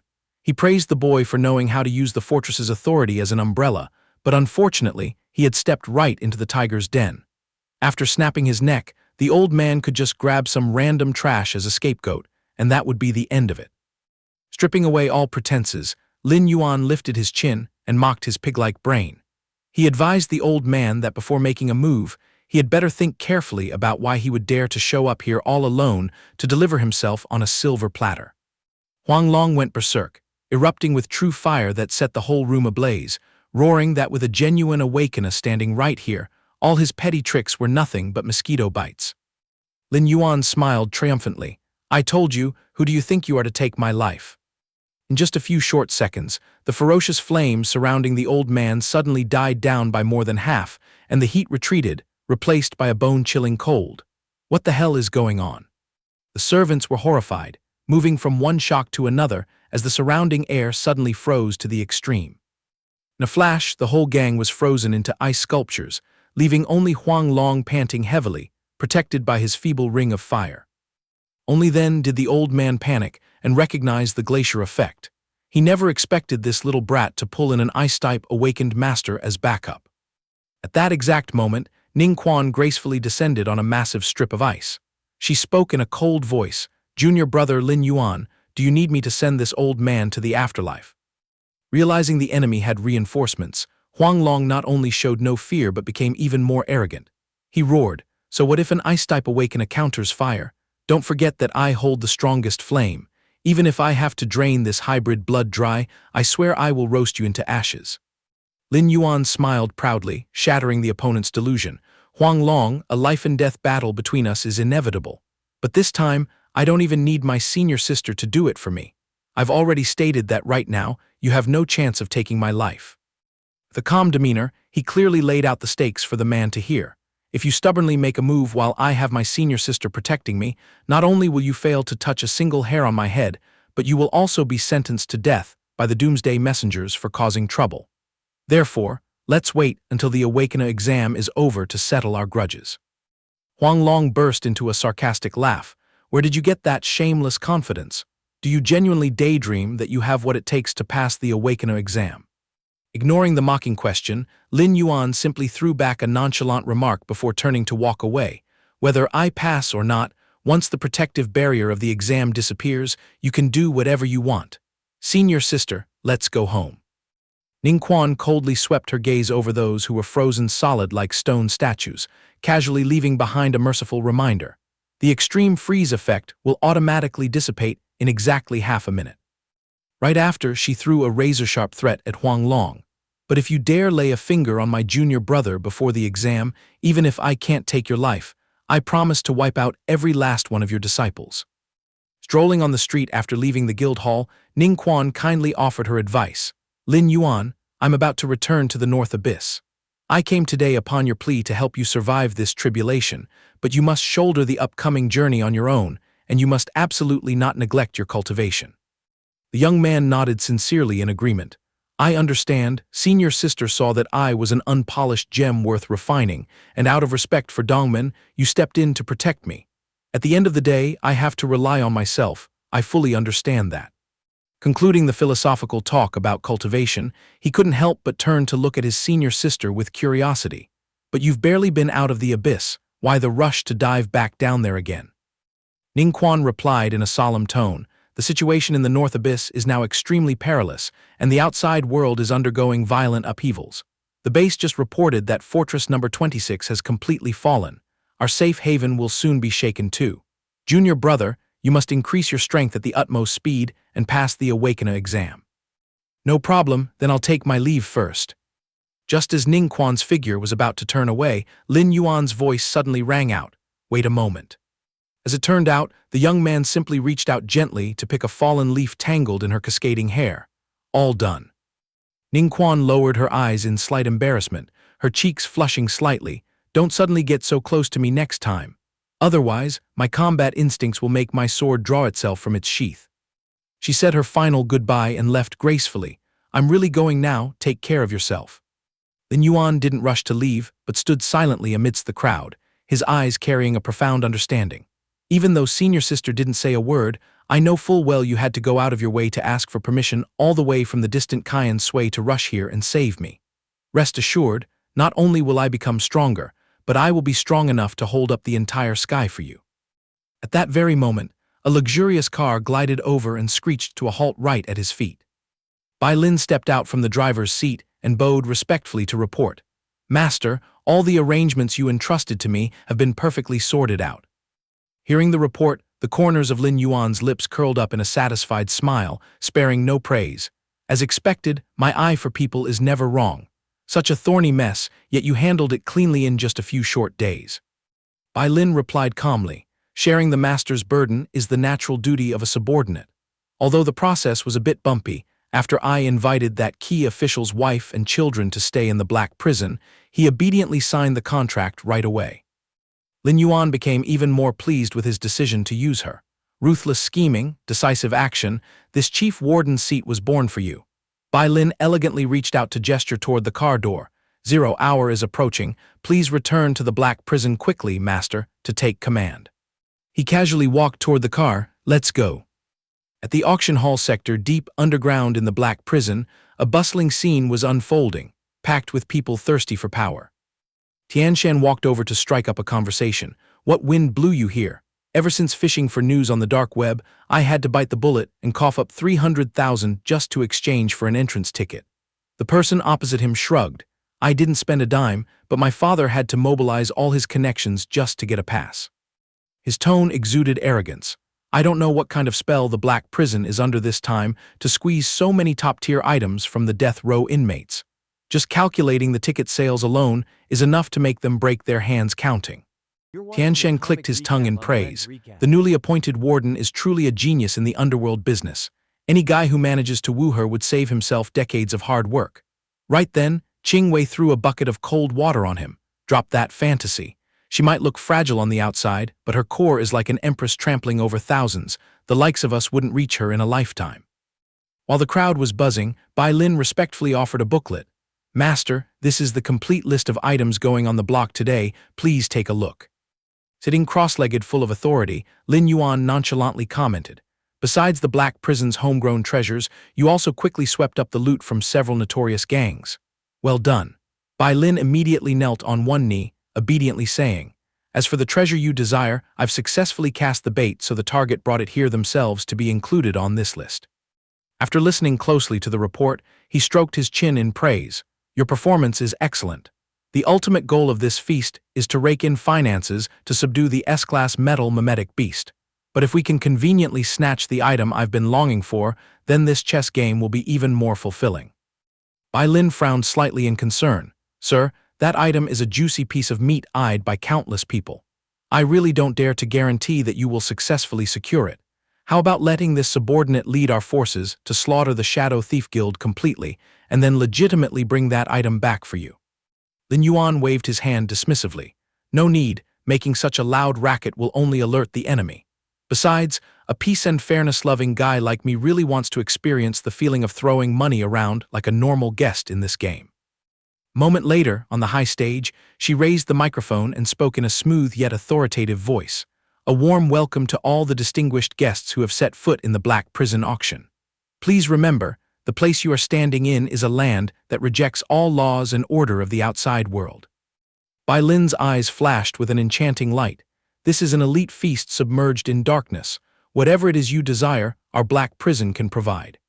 Soon as the declaration ended, the audience below buzzed with whispers. Hey, did anyone notice the goddess warden's knees are red? With my romantic experience, she must have been kneeling to serve someone for a really long time. A guy next to him snapped angrily. Is your brain flooded with water? A cold queen sitting at the pinnacle like her, how could she ever kneel down and let someone have their way with her? She must have just bumped into something carelessly while walking. Another person frowned and interrupted. All of you shut up, the opening item is being brought up. Standing amidst the stage lights, Bai Lin calmly announced, the first mysterious top-tier item is ready to be revealed. Next, I will hand this stage over to our talented host. The silk velvet curtain was slowly raised, revealing a shocking sight, an old man, none other than the famous Dr. Mark. The entire hall instantly exploded in disappointment. What? The opening item is a frail old man? What a buzzkill! Who here would crave an old geezer with one foot in the grave? Could the class of the black prison really be this cheap? Immediately, Lu Gao's resounding voice rang out, shattering all doubts. Ladies and gentlemen, please allow me to formally introduce. This is the death row inmate who just tasted the electric chair at dawn today, the illustrious physician, Dr. Mark. Angry whispers instantly gave way to absolute horror. Is that the perverted murderer who devoured his victims in those 18 serial cases? Absolutely disgusting. Why did the organizers bring this filthy thing onto the stage? The answer, ladies and gentlemen, is simply because he possesses a surgical record that has never tasted failure. In this apocalyptic era of ruin, where life hangs by a thread, a surgical miracle worker like this is completely worth a massive fortune. A crazy thirst immediately swept through the hall. My father is languishing waiting for a heart transplant. I'll bite the bullet and pay 2 million. I also need him for a life-saving surgery. I'll throw down 3 million. Lu Gao raised his hand to signal for order, breaking into a businessman's smile. I am deeply sorry for interrupting your excitement, but Dr. Mark's starting price is 50 million. All the expressions of the people sitting below instantly froze, their jaws dropping as if they had just swallowed a fly. Sorrowful sighs rang out, that's extortion.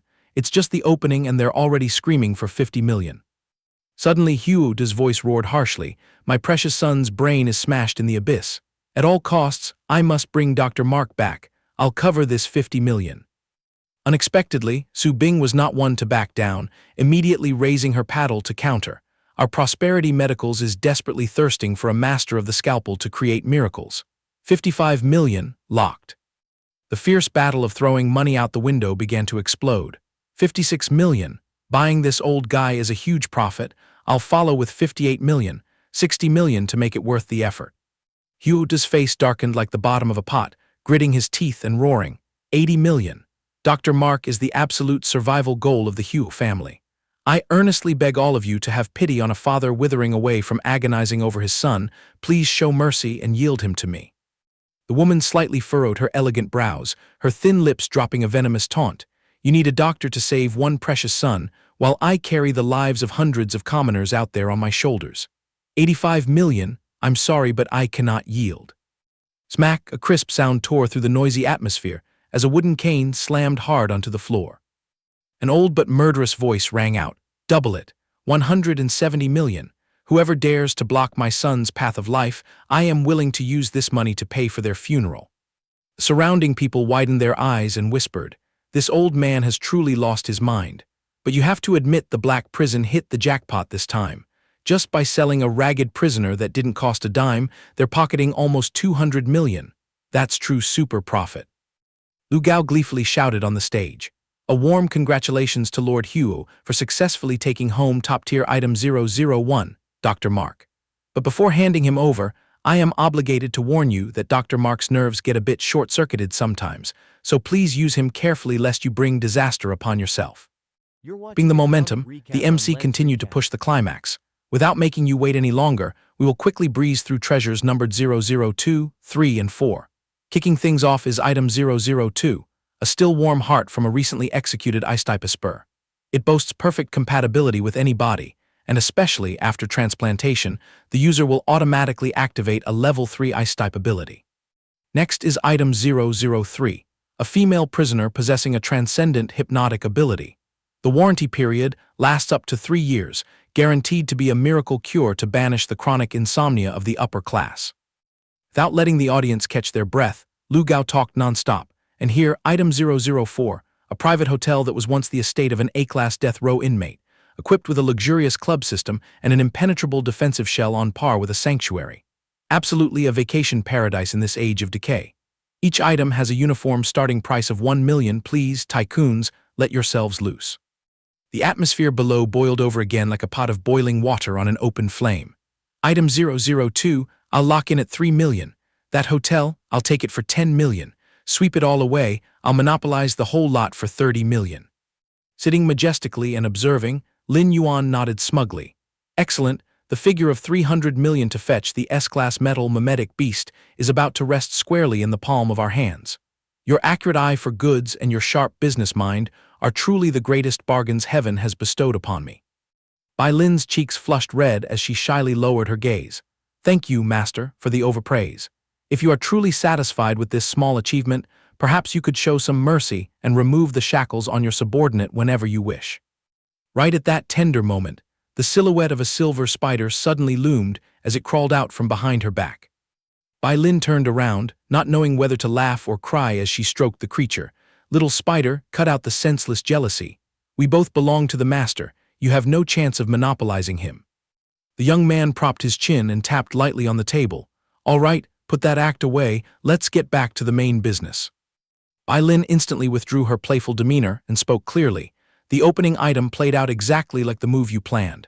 As expected, the Huo family bought it, acting as the financier of the Fire Dragon dojo.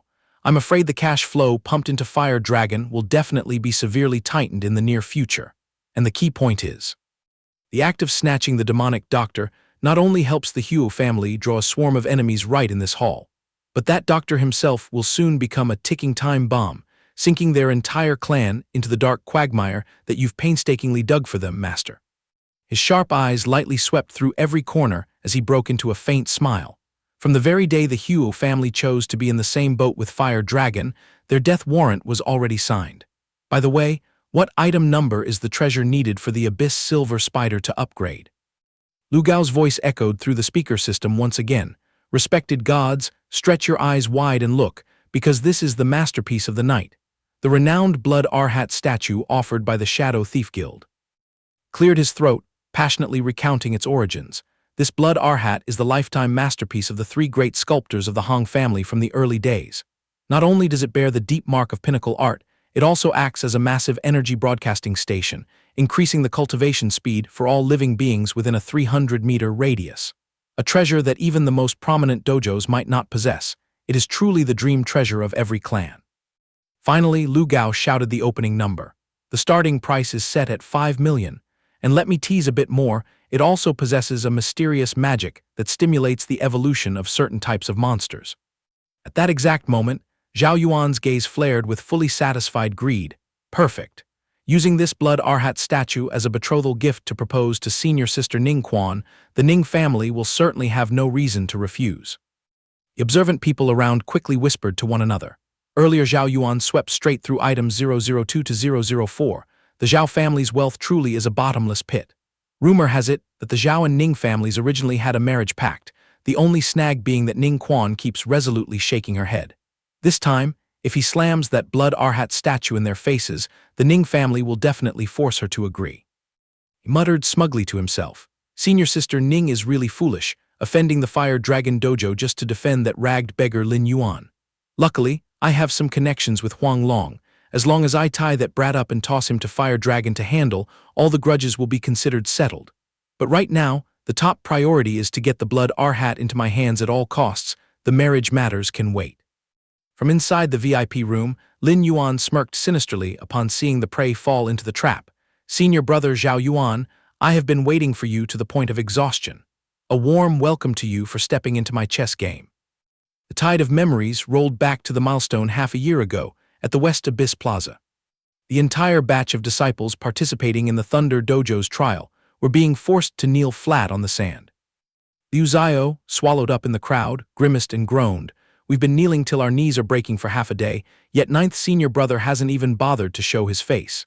Is he intentionally torturing us? Kai Lin smacked his lips and cautioned. He's an arrogant prodigy of a prominent family. That kind of psycho just loves trampling on the heads of the helpless like us for his own amusement. He quickly nudged his friend in the ribs. "Shut up right now, he's showing his face. Utter even half a word more and you'll get your tongue cut off." In unison, dozens of fearful eyes looked up, tracking Zhao Yuan's overbearing figure as he flew over. He let out a frivolous smile, his tone full of provocation.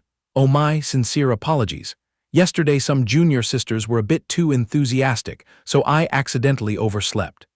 Liu Xiao gnashed his teeth, hissing bitterly, "Enthusiastic my ass, anyone who dares to resist gets sent straight to the Yellow Springs by him." Kai Lin softly chimed in, "This pervert relies on his strength and treats the heavens like a lid. Who knows in which lifetime God will finally take him away." However, he leisurely added another mocking remark, "Don't go developing a habit of resenting me just because you knelt for a long time. Because to lowly a spur trash like you, an awakener from an elite family like me is a god. If you harbor dissatisfaction, then prepare to receive divine punishment. You are nothing but pawns in this abyss, lacking the qualifications to be angry at a god for all eternity." Every insulting word of Zhao Yuan made Lin Yuan secretly engrave this hatred deep into his marrow. Turning on his heel and preparing to walk away imposingly, he arrogantly threw back a final warning. "By the way, I'll give a heads up for you expendable pawns. During this abyss trial, senior sister Ning will be present, but remember this clearly, she is mine alone. If you scum happen to bump into her, you better stay far away, and absolutely any dark intentions are strictly forbidden." He suddenly spun around, throwing a razor-sharp warning glare at the crowd. Whoever dares to let that thought even sprout in their head. With a gentle wave of his hand, he detonated the ground to demonstrate his power. Then this will be the outcome. As the nightmare moment struck, the entire area plunged into chaos, and countless innocent lives were taken in the blink of an eye. Zhao Yuan maintained his calm demeanor, waving his hand disdainfully. "In this world, there is absolutely no one who can compete for anything with me, let alone useless trash who can never even afford the ante like you lot." The timeline returned to the noisy reality of the underground auction. Zhao Yuan thumped his chest and loudly declared, "There is no one who can compete with me for what I want. Blood Arhat, 60 million. Su Bing sneered disdainfully, speaking coldly, "Our top-tier nursing home for Spurs is in desperate need of this item, 65 million. Liang Jin was not outdone and shouted loudly, "My personal collection cannot do without this masterpiece, 70 million. But the exorbitant price he just spat out shocked everyone, 100 million. The people around were stunned to hear this. The third item surpassing the 100 million mark has already appeared. The Zhao family is indeed exceptionally wealthy and bold. The pressure they unleash completely overwhelms everyone." Su Bing was unwilling to give up, her face turning pale but still trying to compete. "The Blood Arhat is the target of our corporation, 110 million. Liang Jin didn't bother stepping back either, pouring all his firepower, 120 million. "I absolutely must bring this collectible home." Zhao Yuan burst into mocking laughter, his tone reeking of contempt, 200 million. "Liang Jin, your museum label is actually just a training nest for assassins. Piss me off and I'll uproot it by tomorrow morning. As for Su Bing, I've checked your financial reports. Your budget is a mere 190 million. What makes you think you can compete with me?" Having their weak spots accurately targeted, the faces of the two defeated contenders instantly changed color in agitation. Zhao Yuan brushed his hair in ultimate arrogance. "I told you, no one can compete for what I want." The crowd whispered their evaluations to one another. "Young Master Zhao acts so decisively, the matter is settled. Sure enough, no one has the power to stand against this arrogant psycho." Just when everything seemed to be finalized, Bai Lin suddenly interrupted. "I'm extremely sorry, but this battle is not yet over. The distinguished guest in the VIP room has officially made a bid." On the electronic board of the VIP room, the number dazzlingly appeared, 210 million. He resentfully craned his neck back and gave a sharp glare, irritably shouting, 220 million. But that mysterious room leisurely spat out a new number, 221 million. Zhao Yuan's face turned as black as peat. He pointed and shouted, "You're intentionally provoking me, aren't you? You just bumped it up by 1 million, what's the meaning of this? Organizers, are you all blind? Why aren't you managing this?" The chief warden smiled unhurriedly. "Young Master Zhao, our rule states that the minimum bid increment is exactly 1 million. That guest is acting completely within the rules. Please let the auction continue." Swallowing his anger, he gritted his teeth and hissed a scorching number, 250 million. From that moment on, a terrifying bidding war broke out, 251 million. 260 million, 261 million, 270 million, 271 million, 300 million, 301 million. Zhao Yuan roared in anger. I don't know who you are, but in this fortress, my Zhao family still has influence. This item is a betrothal gift related to the marriage between the Zhao and Ning families. It is the key for me to marry senior sister Ning. Could you give me a little face and stop bidding? From behind the frosted glass, Lin Yuan sent back a razor-sharp sentence. What the hell do you think you are to have the right to demand my respect? Right after, a single glaring word appeared on the electronic board like a slap straight to his face. Scram. Humiliated in front of everyone, Zhao Yuan kicked his chair and stood up abruptly, blazing with anger. Very well, you know what the outcome of offending an awakener is, don't you? As soon as the words fell, dozens of gun barrels from the security force simultaneously pointed straight at Zhao Yuan. Bai Lin emanated an icy aura, emphasizing every word. This place is the Black Prison, and the Black Prison has its own rules. Even if it's an awakener, daring to cause trouble here means the black radiation guns will immediately suppress it. Young Master Zhao, if you cause any more trouble, you will be stripped of your right to participate in the auction. Threatened at gunpoint, Zhao Yuan had to swallow his hatred and roar the number, 500 million. Witnessing the fish take the bait, the young man in the room smiled cunningly. Very good, senior brother Zhao Yuan, this trap is officially activated. The entire hall buzzed with discussion. 500 million. An astronomical figure that even for the Zhao family is no small matter to take out. Liang Jin shuddered slightly, smacking his lips to evaluate. 500 million is the maximum limit of capital that this prodigal son can muster, but at this point, absolutely no one can compete with him anymore. As for Zhao Yuan, he stuck his nose up in the air and spat out a bitter remark. Trying to compete with me? You don't even have the qualifications to sit at the same table. However, from the VIP room, Lin Yuan continued to drop a bomb. 800 million. The crowd was in complete panic. 800 million? What the hell kind of situation is happening? Is this blood arhat really worth that much? That VIP guest is obviously even crazier than the Zhao family. The attention of the entire hall instantly focused on the flashing text on the screen. You little rookie, get the hell off the gaming table right now. Blue veins bulged all over Zhao Yuan's forehead as he roared in fury. You bastard. Right at this boiling point, Wei Heng politely pushed his glasses frame, stepping forward to whisper. Young Master Zhao, if your finances are encountering a hurdle, do you need me to lend a helping hand? He gently introduced himself. This humble one is W, currently holding the exclusive financial agency rights for tonight's auction. At the same time, I also operate capital injection services from the top 10 dark organizations. As long as the young master can provide worthy collateral, you can have as much disbursed as you want. Zhao Yuan irritably glared sideways at the person in front of him. What do you think you are? A loan shark broker who dares to try and sway people's hearts. Wei Heng kept a straight face and answered unhurriedly, My lord, you misunderstand. This lowly one genuinely wants to help you and conveniently earn a little commission. According to our intelligence files, you're taking over the Zhao family's entire mining empire in the abyss, but the cash flow you hold is a mere 600 million. Rumor has it that for some reason, the Zhao family is desperate to ally with the Ning family at all costs, and that blood arhat is the key factor. As long as you use 2 mineral mines under your name as collateral, a loan of 10 billion will immediately be provided to you. On the high stage, Bai Lin began to tap the gavel, urging, 800 million going twice. Is there anyone else who wants to raise the bid? Wei Heng smoothly held out the contract to entice him. Just quickly sign your name right here, and the money will instantly jump into your account. On the screen, Lin Yuan continued to throw out mocking words as sharp as knives. Stray dog, scram already. I will personally carry the blood arhat to the Ning family to propose. His voice trembled uncontrollably with rage, his murderous eyes glaring towards the room. I swear I will kill you. The shrewd financier fed him the line.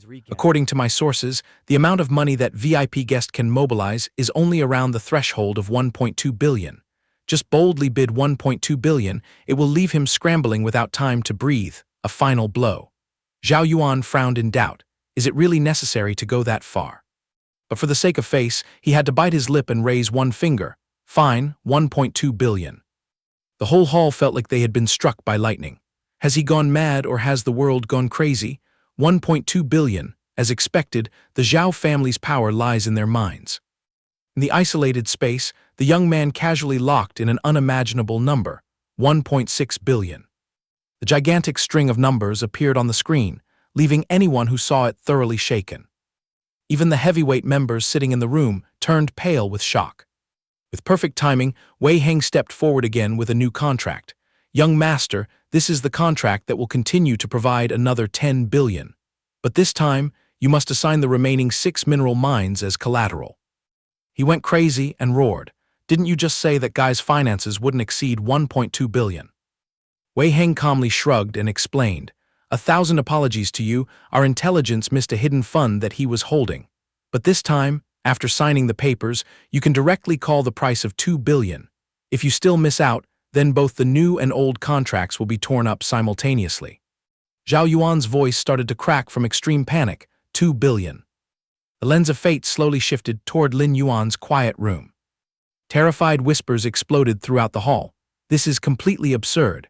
Who could believe the Zhao family is willing to pay such a colossal price just to form a marriage alliance?" He frantically screamed, "I told you, once I lock onto my prey, absolutely no one is allowed to compete with me, absolutely no one ever." Bai Lin calmly tapped the microphone. "Congratulations to young Master Zhao for winning the Blood Arhat." Wei Xing immediately bowed. "Congratulations, my lord. However, I must remind you to pay the interest on time and protect the collateral carefully. If you violate the contract, you are officially provoking all the dark forces in this city. And behind those organizations, there are countless connections to the nobility." He heard it but burst into terrifying laughter. "Going back on my word? Ridiculous. I am a god. How could a god violate a contract? Wait until I successfully propose and gain the backing of the Nin family. I will officially become the supreme one of this city.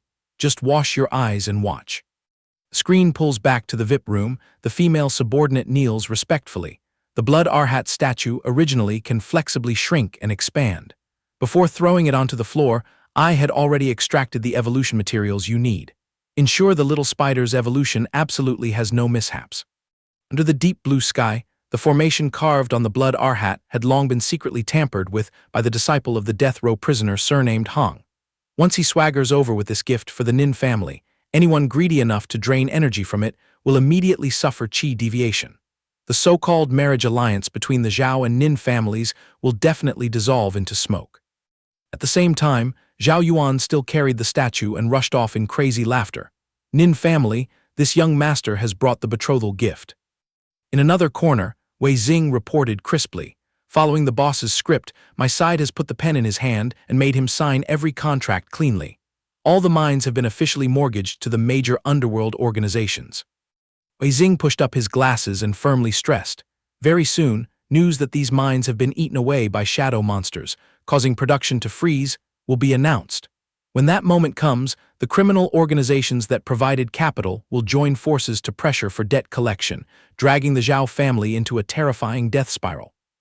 Bai Lin frowned slightly with curiosity. "You calculated every move too thoroughly. So what should we do next?" Lin Yuan smirked meaningfully. "The seeds have been planted in the ground. Our job is to patiently wait for the flowers to bloom. The real prey we must target is Fire Dragon, and that fool Zhao Yuan is nothing but dessert. The current core task is preparing for the Awaken trial exam in 3 days." Time flew as fast as a dog running across a field. In a blink, it was already 1 day before the Awakening trial by fire began. The shrill alarm clock rang endlessly, forcing Lin Yuan to groggily throw off the blanket and get up. Lin Mo had been standing at the door cursing for a while. "You good for nothing? The sun is already overhead, and you are still under the blanket sleeping in. Clearly you came from the same mother's womb, so why is your younger sister outstanding while you are exactly a useless burden of the family?" His ears tortured, Lin Yuan dragged himself out of the room, yawning and muttering, "Good morning." His younger sister's clear voice immediately sounded, "Dad burned breakfast again, let me run downstairs to buy food instead." Lin Lang lifted her chin and looked at him proudly. "I also got the pharmacist's certificate. Now I have to go to the Pharmacist Association. I'm heading out first, bye." Father heard his daughter boast about her achievement and was moved to tears, but still did not forget to turn around and mock him. "See, born from the same mother, your sister is about to become a phoenix singing in the sky with a salary over 10,000. But the future of a useless bum like you will definitely be just a rice worm gnawing away this family's pension. I have seen through it all." Lin Yuan was speechless, looking at his father, clicked his tongue and sighed. Okay, then Dad, keep working hard to support yourself. I'm going downstairs to find breakfast. Mouth was venomous, but Lin Mo still loved his child. Wait, take this 200 dong and spend it frugally. Although you are useless, in that monster disturbance at the cemetery you were quick-witted enough to carry your sister and escape, so you did inherit a bit of Dad's courage. But your strength is weak, so in the future whenever you see danger, run far away. He snatched the bill and waved it in his hand, grinning. I know, enough nagging, the Baozi shop downstairs is about to close. Goodbye, Dad. With that, Lin Yuan dashed off, leaving behind the immortal refrain. Remember Dad's words by heart. When you meet vicious beasts, just run as far as possible. In this chaotic apocalypse, a naive and honest child like you must grease your feet and flee at the first whiff of danger. While walking, he chewed over that theory and shook his head with a bitter smile. Having a worrywart dad is a real headache. In a blink, Lin Yuan had arrived. Uncle Tai, he saw him and cheerfully waved. Little Yuan came down to find breakfast. The usual order, right? Lin Yuan obediently nodded. Yes, uncle, just give me the usual portion, meat baozi, crispy fried dough sticks, and a bag of soy milk. The kind old man stuffed the food bag into his hands and did not forget to mutter. Hold it tight, kid, eat quickly or the street punks will snatch it. The world is full of thieves now. A gentle and confused kid like you will easily take a beating for no reason once you step outside. The neighboring stall owner cheerfully cut in. I have watched this brat grow up. In this poor neighborhood, where can you find a kid as good as little Yuan? Though he looks skinny and broke, his character is trustworthy. I only regret not marrying my 40-year-old aunt to him just to make use of him. Whole street buzzed with endless teasing. Little Yuan, grow up fast and take a wife. Auntie's daughter will have to rely on you later. Another sister pouted and glared. You people only know how to bully a nice kid. Yuan, after school remember to drop by and watch sister's stall. Then another voice cut in. Because everyone in the neighborhood has been bossing him around since childhood, that's why he grew up so clueless. Everyone here is guilty. Being made into a laughingstock, Lin Yuan could only scratch his head awkwardly. Aunties and uncles keep teasing me. I have to run to school now. This afternoon I'll come back to help for free. Watching the boys back, Uncle Tai, he clicked his tongue and sighed sadly. The child is too kind-hearted. But living in this era of big fish swallowing small fish, someone with his nature can only struggle at the bottom of society. At that peaceful moment, a smooth tire screech sounded from the alley entrance. Hubayo held a huge cigar and leisurely stepped onto the street. The henchman beside him immediately shouted through his loud mouth, Dear neighbors, our powerful boss has just gloriously emerged from the black prison, and today he is free to come and greet our neighborhood. The residents turned pale and panicked as soon as they saw this. It's over, Brother Bio has returned to the underworld. Running into this greedy villain, if they want to keep their lives peaceful, they have no choice but to cough up all their money. Hubayo blew out a puff of smoke and walked around with a dark face. Hello folks, business in our neighborhood has been booming lately. But in these chaotic times with smoke and fire everywhere, security is rotten. So I have decided that starting this month, the protection fee for this area will triple. Uncle Tai, he trembled and clasped his hands pleading, Brother Bio, please be lenient. The folks around here are all small vendors earning pennies. We already had to squeeze ourselves dry to pay the old protection fee. Now if you demand triple, where can we find it? An indignant voice from the crowd spoke up. Brother Bio, if you triple the protection fee, we will have no choice but to close our shops and go begging. Our capital is exhausted. Brother Bio, please leave us poor people a way to survive. Don't squeeze us dry. Unfazed by those whining pleas, he smiled calmly. In this dog-eat-dog apocalypse, if I hand over my bowl of rice to you, who will pity me and throw me a lifeline? I don't care whether you go bankrupt or hang yourselves. But today, every shop must cough up the protection fee for 1 year in advance. Hubayo jabbed his finger at the crowd and roared, Otherwise, my underlings will wreck this poor neighborhood. Then I will wring each of your necks, beat you into pig heads and dump you on the road. Finally, I'll set fire and burn this dump to the ground. The henchmen were just waiting for the order, immediately cracking their knuckles and replying excitedly, Understood, boss. Uncle Tai, he flustered and stepped back, sweat pouring like a bath, trying to salvage the situation. Please, great bosses, be lenient. Right at that boiling moment, Lin Yuan came running from afar, panting. Oh dear, I was in too much of a hurry earlier. He braced his hands on his thighs, breathing heavily, and scratched his head awkwardly. Halfway here I realized I forgot to pay for the baozi. 1 second earlier, Hu Bio was looking up at the sky playing tyrant. The next second, when he caught sight of the boy's face, he was scared out of his wits, soul flying and spirit scattering. The people around saw Lin Yuan rushing into danger and panicked, waving their hands. "Little Yuan, this is none of your business, get away.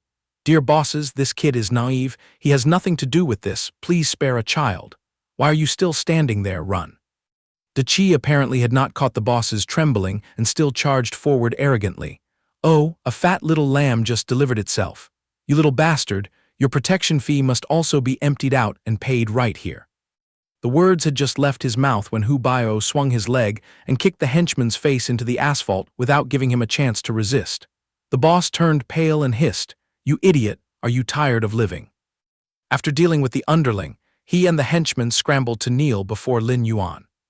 Seeing these people suddenly make a scene, the boy was bewildered.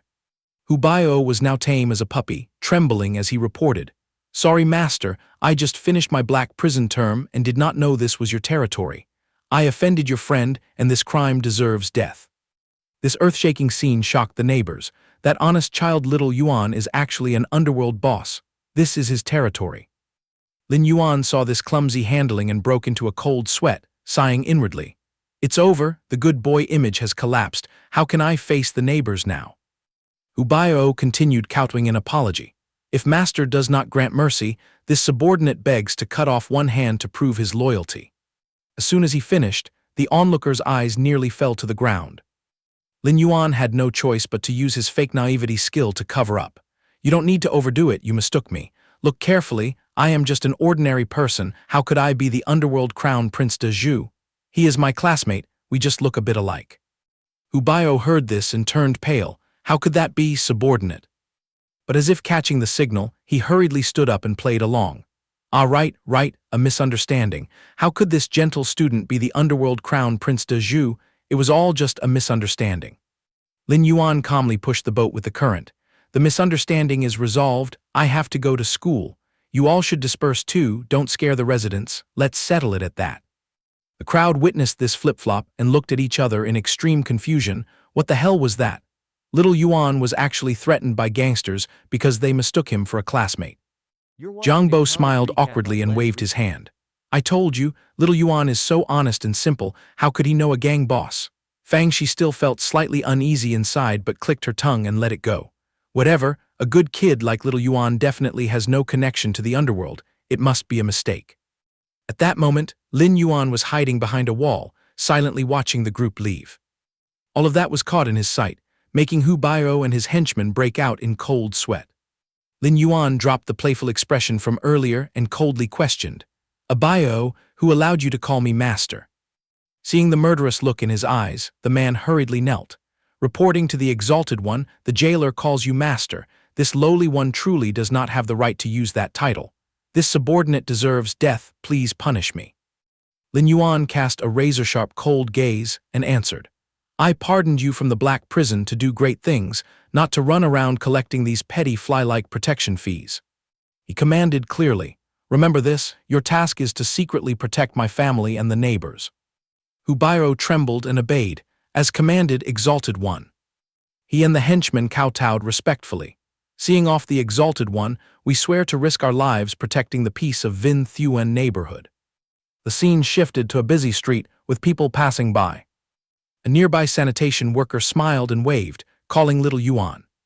Zhang Bao enthusiastically started a conversation. "I haven't seen you lately, I was about to go looking for you. The academy is hiring some temporary janitors, and I had to fight with the manager just to keep a spot for you. Try to earn some money to help the family." Lin Yuan ran in a hurry while looking back. "Thank you, Uncle Zhang, I have something urgent right now. After school I'll come find you." The uncle still tried to shout after him with concern. "Little Yuan, this is a rare opportunity. It's an academy welfare benefit prioritizing poor students with extremely good treatment. You definitely must not miss it." But in a blink the boy had disappeared. Where is Little Yuan? At this time, Lin Yuan was already sitting in a luxury car parked nearby. "If there's anything to report, do it quickly. I'm in a hurry to go back to school and ask for leave." Wei Xing saw his impatience and immediately began. "Yes, boss. Because the Fire Dragon Temple encountered a financial crisis and sold off many auxiliary assets, Jiadu Academy has been successfully acquired by our side. From this moment on, that school belongs to you. Lin Yuan only nodded casually after hearing the news. He happily reported more. Additionally, we have sent the principal appointment notice to your father. The reason given is that because he raised a top student daughter, he must have outstanding educational methods, so the Education Committee decided to appoint him as principal for a 10-year term. This shocking news froze him for 5 seconds. Hey, didn't I tell you to arrange a cushy job at school for the old man? Just something so he wouldn't have to gut fish at the supermarket. Why did you suddenly make him principal? Seeing the boss's speechless expression, Wei Xing stammered in explanation. Boss, at that time you instructed me too hastily. This subordinate didn't hear clearly and thought. The die was cast, so Lin Yuan sighed helplessly. Forget it, let him experience the position for a few days for fun. Later find some random reason to remove him, I'm going to ask for leave. Standing before the Academic Affairs office, a gentle voice called out, "Come in." He pushed the door open and said, "Teacher, it's me." Zia Mo was delighted to see Lin Yuan. "Lin Yuan, where have you been these days? I looked everywhere but couldn't find you." Her face showed clear panic and worry. This honest student of hers hadn't run into trouble, had he? Or were you bullied? Tell me quickly. He hurriedly waved his hand and explained, "I'm fine, really nothing happened. A relative in my family was sick, so I took a few days off to take care of them." Zia Mo finally let go of the burden in her heart. "That's good then. Soon I have to transfer jobs, so I won't be able to keep protecting a gentle child like you. Remember, don't keep to yourself too much, try to make friends so you won't be bullied." He couldn't help but be shocked by this news. "Why do you suddenly have to leave?" A male teacher sitting nearby grumbled and cut in. "Isn't it because you caused trouble? Last time Wang Kai came to pick on you, Teacher Zia stood up for you several times. Because of that, she offended the academic affairs director, and he found a way to send her away. The decision was made a month ago." He continued spewing unpleasant sarcasm. "The Wang family may have vanished, but the old director is still the navel of the universe at this academy. A kid like you just had to mess with the wrong person, Wang Kai." Zia Mo frowned and reminded him, "Why are you telling adult matters to a student?" Then she turned to Lin Yuan, her tone gentle again. "Don't listen to their nonsense, I'm just changing workplaces." He looked at her and said very seriously, "Teacher, don't worry, as long as you don't want to leave, no one on earth can force you out of here." Hearing that bold declaration, the two male teachers mocked him again. "A poor student like you, what use is talk? Director Zhao holds the title, but all the big shots in this school were promoted by him. He is the uncrowned king holding real power, with the entire management backing him. What do you have to reverse the situation?" Lin Yuan swept a cold gaze over the two people despising the poor student. "No need to reverse the decision, just kick him out. If the management dares to back him, then fire all of management." And the price of daring to despise the fake poor president was exactly 3 days later. The entire leadership of the academy was suddenly thrown onto the street, while Teacher Zia still sat safely in her old position. Someone's voice called out, successfully pulling him out of his drowsiness. "Lin Yuan, wake up, the little senior sister is fuming, hurry out and gather." Chen Chen urged him. "The little senior sister has a temper like chili, anger her and you'll eat bran." Lin Yuan yawned and replied groggily, "Yesterday I stayed up late helping Sister Liu's shop, so I tried to catch a nap. Thanks for the reminder, let's go." Actually, half a year ago the little senior sister could already awaken on her own, right? Chen Chen dragged him along while explaining. She wanted to personally lead the junior disciples in the temple to participate in the trial, so she deliberately suppressed her realm and also saved an awakening stone for Lei Ting Temple. So even though she is often irritable, everyone still respects her greatly. A magnificent structure loomed before them. This was the entrance to the notorious Abyss No. 9. A sharp scolding rang out. "You people are truly disorganized. As subordinates, can't you even remember the rule of showing up before the leader?" The one raging was Rong Yin. "This awakening trial in the Abyss is a death gate. If you keep that careless attitude, sooner or later you will die without a burial place." She sneered and spoke sarcastically. "Especially in this team there are some boys who can't even tie a chicken, weak in strength, and had to cling to my skirt just to get a slot, so they should treasure their worthless lives even more. Don't you think so, Lin Yuan?" Even breathing earned him a shot. He stared innocently, blinking his doe eyes as if he didn't understand the world. The sound of leather shoes tapping on the metal floor echoed steadily, breaking the deathly silence. Rong Yin pressed close to Lin Yuan and threatened. Senior sister Nin is a warrior who only knows cultivation and doesn't understand worldly affairs, so she was led by the nose by a pampered young master like you. I hate most those who enter through the back door with cheap tricks. The abyss is not a place to brag. If you have no ability, then get lost. I have no time to babysit you. He pretended not to understand the sarcasm and smiled brightly. Little senior sister can rest assured, I am more than capable of taking care of myself. She tossed a strange object toward Lin Yuan and coldly turned away. Take care of yourself. Sooner or later, everyone will be killed by you. Take it. If you're cornered in the abyss, activate it and I'll come rescue you. He caught the toy and cheerfully replied, Oh, thank you, little senior sister. Rong Yin continued to spew bitter words. I really don't understand what sorcery you used to deceive senior sister Nin. A weak and useless thing like you, I wouldn't even glance at. She continued with a haughty attitude. But if you die, senior sister Nin will surely be heartbroken. Let's go, the whole team moves out. At that moment, Wang Mo walked over with a domineering CEO aura. Routine inspection, please cooperate. The crowd around began whispering. It's Wang Mo, the minister of the Justice Ministry. Before he was just an ordinary person, now he has skyrocketed to deputy minister, truly breaking every record. The #1 brain of the Justice Ministry has just awakened, surely one of the 3 most outstanding geniuses of this generation. Ignoring the flattery, he remained cold and professional while carrying out his duty. Rong Yin glanced at Lin Yuan with a smug face. Junior brother Lin, people his age shine like the sun, while you at best are dust under their feet. I just don't understand why such a big shot would come here to do security work. While she was busy mocking him, an icy voice sounded. Miss, please show your abyss pass. Rong Yin started, her face pale as she stammered. I forgot it, because I took too long in the sauna. Can I use my electronic exam ticket instead? The team heard this and felt as if struck by lightning. Heavens, how could the little senior sister forget her pass? Missing one of the 2 means immediate disqualification. If she is eliminated, we'll all be done for 2. Fussy women really ruin everything. Lei Ting Temple is doomed midway. The girl now had tears welling up, her voice pleading. Let me pass, otherwise I don't know how I can face master, I'll be punished terribly. The serious young man Wang Mo flatly refused. Sorry, please leave. Suddenly a very familiar voice sounded. Boss. The speaker was Lin Yuan. He signaled him with his eyes, make an exception. Rong Yin saw him cut in and shouted, Don't add fuel to the fire. If just opening your mouth to beg could get you through, unless you were a god descending to earth. Wang Mo received the boss's instruction and turned around instantly. No problem, everyone may enter the abyss. She and her followers witnessed this flip faster than flipping a pancake and were shocked enough to drop their jaws. So, we just passed. Lin Yuan kept his innocent dear expression. Seems we were blessed by our ancestors today. Wang Mo respectfully bowed and carefully advised.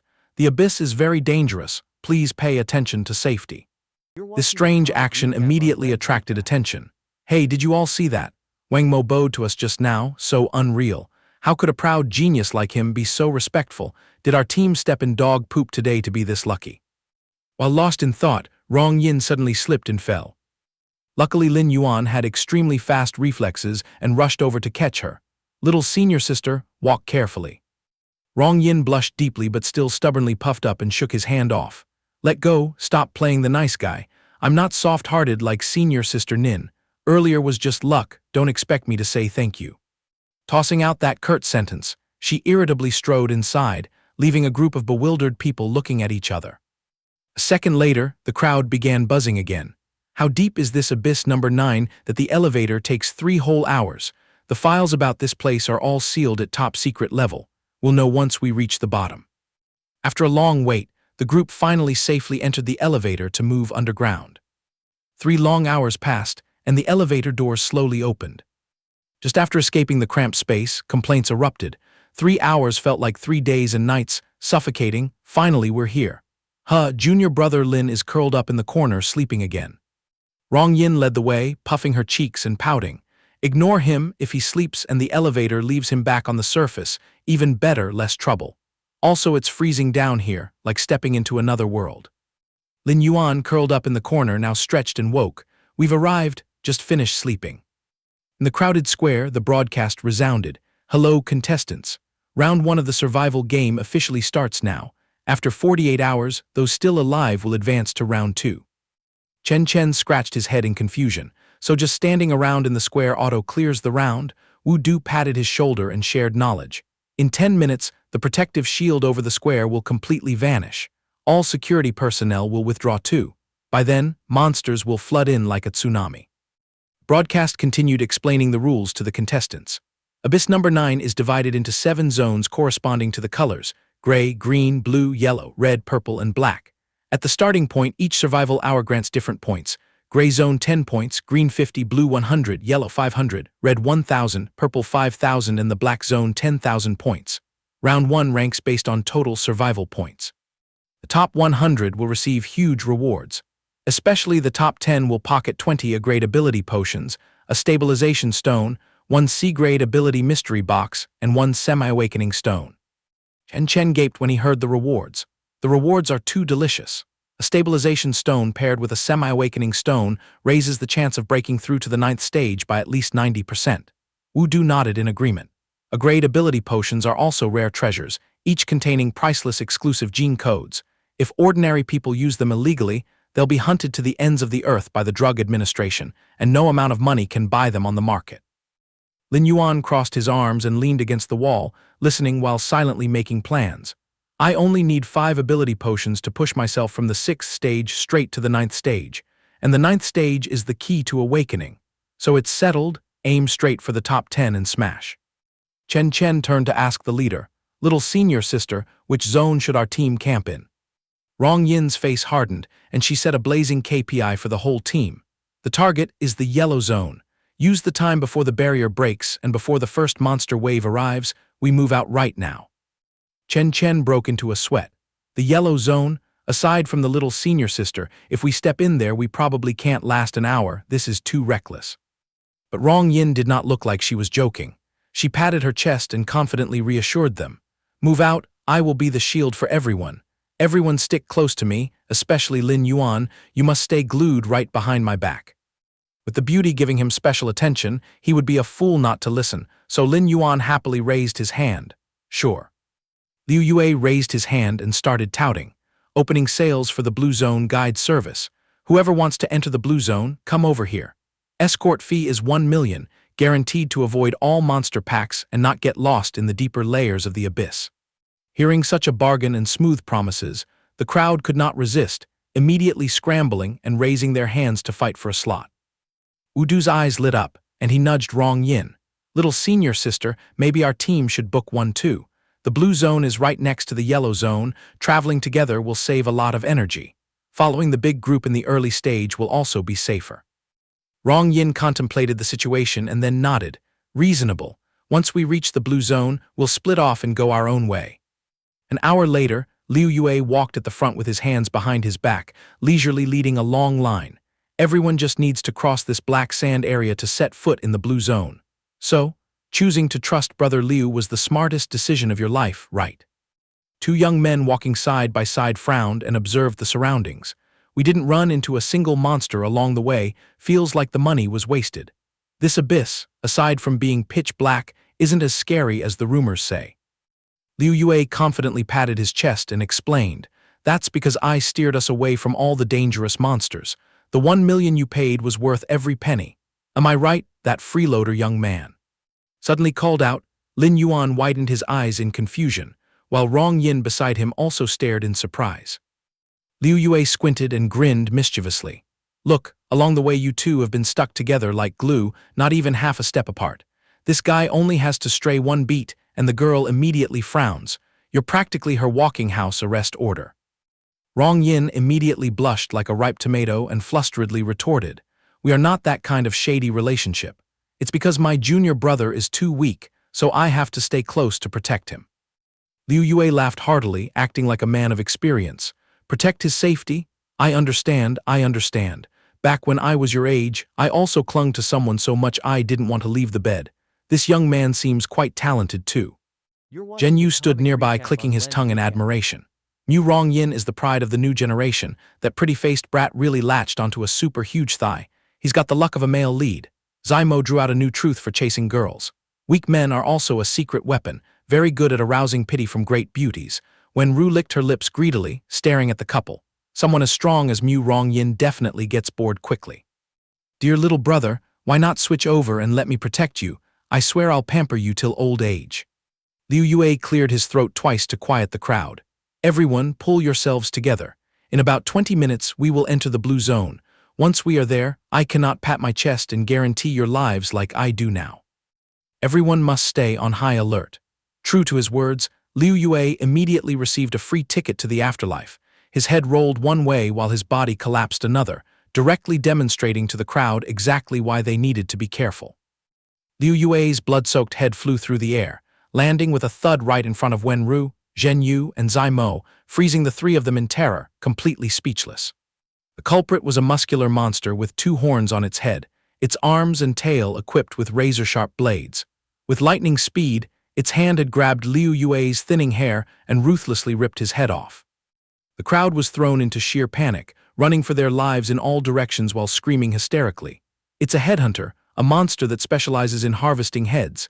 Its skin and flesh can't be pierced by swords, and anyone caught in its sights is guaranteed a one-way ticket to hell. Run, run away. But while the whole group was running frantically with their heads down, Wenru just stood there like a statue, staring blankly at the monster slowly approaching her. The fleeing crowd frantically screamed for help. She's locked in place by mental pressure, she can't even move. Someone rush in and pull her out. It's too late, the distance is too far. The headhunter swung its sharp tail straight at Wenru, preparing to finish her off exactly the way it had slaughtered Liu Yue. Wenru shed tears of despair, her feet rooted to the spot as she waited for death to strike. But at that life-and-death moment, a nameless playing card flew out of nowhere, slicing cleanly through the monster's deadly tail and snatching Wenru's life back from the jaws of death. Witnessing that scene, the crowd immediately gasped in awe and terror. A master stepped in to save her. Who is it? Lin Yuan stood there striking a stylish pose with a cold expression. He was the one who threw that fateful card. The crowd went from one shock to another, their jaws dropping in astonishment. Is it that pretty boy freeloader? Impossible. The headhunter's outer shell is as hard as an alloy. How on earth could it be sliced off so cleanly by a playing card? Even Rong Yin was stunned by his hidden strength. Lin Yuan, you. The headhunter roared in agony, curling its body up to endure the pain from its severed tail. It seemed the slash Lin Yuan gifted it dealt critical damage. Lin Yuan spoke with a cold, threatening tone. If you don't know what's good for you, that tail is just the appetizer. Wenru swayed gracefully toward him, stammering out her admiration for Lin Yuan in a sickeningly sweet voice. Little white. No, little hero. It was my fault for having eyes but failing to see before. What must one do to earn your forgiveness? The crowd gossiping from afar suddenly noticed something unusual and started whispering loudly. Wait a minute, there are a bunch of playing cards scattered on the ground. Good heavens, he threw 100 cards randomly all at once and just got lucky hitting the weak spot. I was wondering how anyone could aim at that tiny weak spot on the monster's tail while it was moving at such high speed, yet he actually did it. Zhenyu leaned in close to Wenru's ear and whispered, Careful, girl, offering yourself in return for the favor might be a loss for you. That pretty boy just got dumb luck. Wenru paused for a beat, then glossed over it and changed the subject. I don't have a habit of owing favors, consider this a life owed to you. Once I pay it back, we are even. Lin Yuan coughed lightly, maintaining his badass aura. Luck is also a part of strength, but aren't you guys going to take a look at the situation around us? Hearing his reminder, the group frantically looked around, only to realize in horror that a legion of headhunters was raising their sharp tails, slowly closing the encirclement. Zai Mo and Zhenyu went pale, stuttering before finally making a sound. How is this possible? There are too many. Not giving their prey time to react, the pack of monsters charged in from all sides at once, blocking every escape route. Rong Yin gritted her teeth and announced the grim situation. We've encountered a large-scale hunting pack. Chen Chen was so scared his voice trembled. We are clearly still in the blue zone. How could we run into an apocalyptic wipeout disaster like this? A guy standing nearby was scared speechless. Monsters are mobile creatures. They don't have the free time to stroll along the borders drawn by humans. We're dead meat this time. While everyone was panicking in despair, Lin Yuan leisurely stuffed both hands in his pockets, calmly analyzing. How are a few dozen of us supposed to fight against tens of thousands of monsters? The only way now is to gather our strength to break the siege, charging straight out before the encirclement completely closes. Seeing that Lin Yuan had pointed out a way, Rong Yin immediately made a decision. Then let's break the siege. All disciples of Lei Ding, hear my command, stick close to me. She summoned her nanotech weapon, the furious giant blade, and shouted to rally her 500 followers. Brothers from other groups can also join the siege-breaking squad, but life or death is up to fate, look out for yourselves. Hearing Rong Yin's rallying cry, the crowd was pumped up as if injected with adrenaline, gripping their weapons fiercely and charging forward, shouting in unison. Kill. Rong Yin leaped into the air to meet the encirclement head-on. Her followers didn't fall behind, sticking close to her as everyone worked together to carve out a bloody path. Rong Yin's face was as cold as ice as she swung the furious giant blade, slicing a blocking monster in half. A clean-cut, terrifying power. Seeing her act so valiantly, the boys were fired up, loudly praising her. Rong Yin truly is a proud daughter of heaven. She slices through iron-skinned monsters like cutting through mud. She has opened a bloody path. Everyone stick close and push forward. The battlefield was utterly chaotic, everyone red-eyed and slaughtering madly, shouts of carnage echoing everywhere. Despite being busy fighting, Rong Yin kept boosting the team's morale and didn't forget to check on Lin Yuan. Everyone, hold on a little longer, push forward a few dozen meters, and we'll break out of the encirclement. Lin Yuan, are you all right? Her followers panted heavily while reporting in a panic. This is bad, we can't find junior brother Lin anywhere. Junior brother Lin vanished into thin air. Hearing the bad news, Rong Yin flew into a rage. Why didn't you guys protect him? Wasn't he standing right in the middle of the formation? How could a living person just disappear without wings? Chen pieced the details together, his face changing color. I've heard that there's a mutant in this pack that possesses invisibility. It's highly likely that it used the chaos to snatch junior brother Lin away. He looked toward the sea of monsters with sorrowful eyes. Only one in tens of thousands of monsters is born as such a brutal mutant. If it really targeted junior brother Lin, then I'm afraid he is doomed. While everyone was sick with worry, Lin Yuan had actually intentionally split from the group long ago. He stood alone amidst a desolate rocky cliff, smirking at the empty air. Tired of running yet? Where else are you planning to hide? Your invisibility is useless. The wound caused by my card is still dripping blood drop by drop. Lin Yuan held 3 cards in his hand, flashing a bone-chilling smile. A mutant headhunter gradually revealed itself from the void, a few of Lin Yuan's deadly cards still embedded in its body. Despite taking a heavy beating, the monster continuously growled fiercely at him. Lin Yuan clasped his hands behind his back, warning it boldly. Stop using stalling tactics to wait for your pack to come rescue you.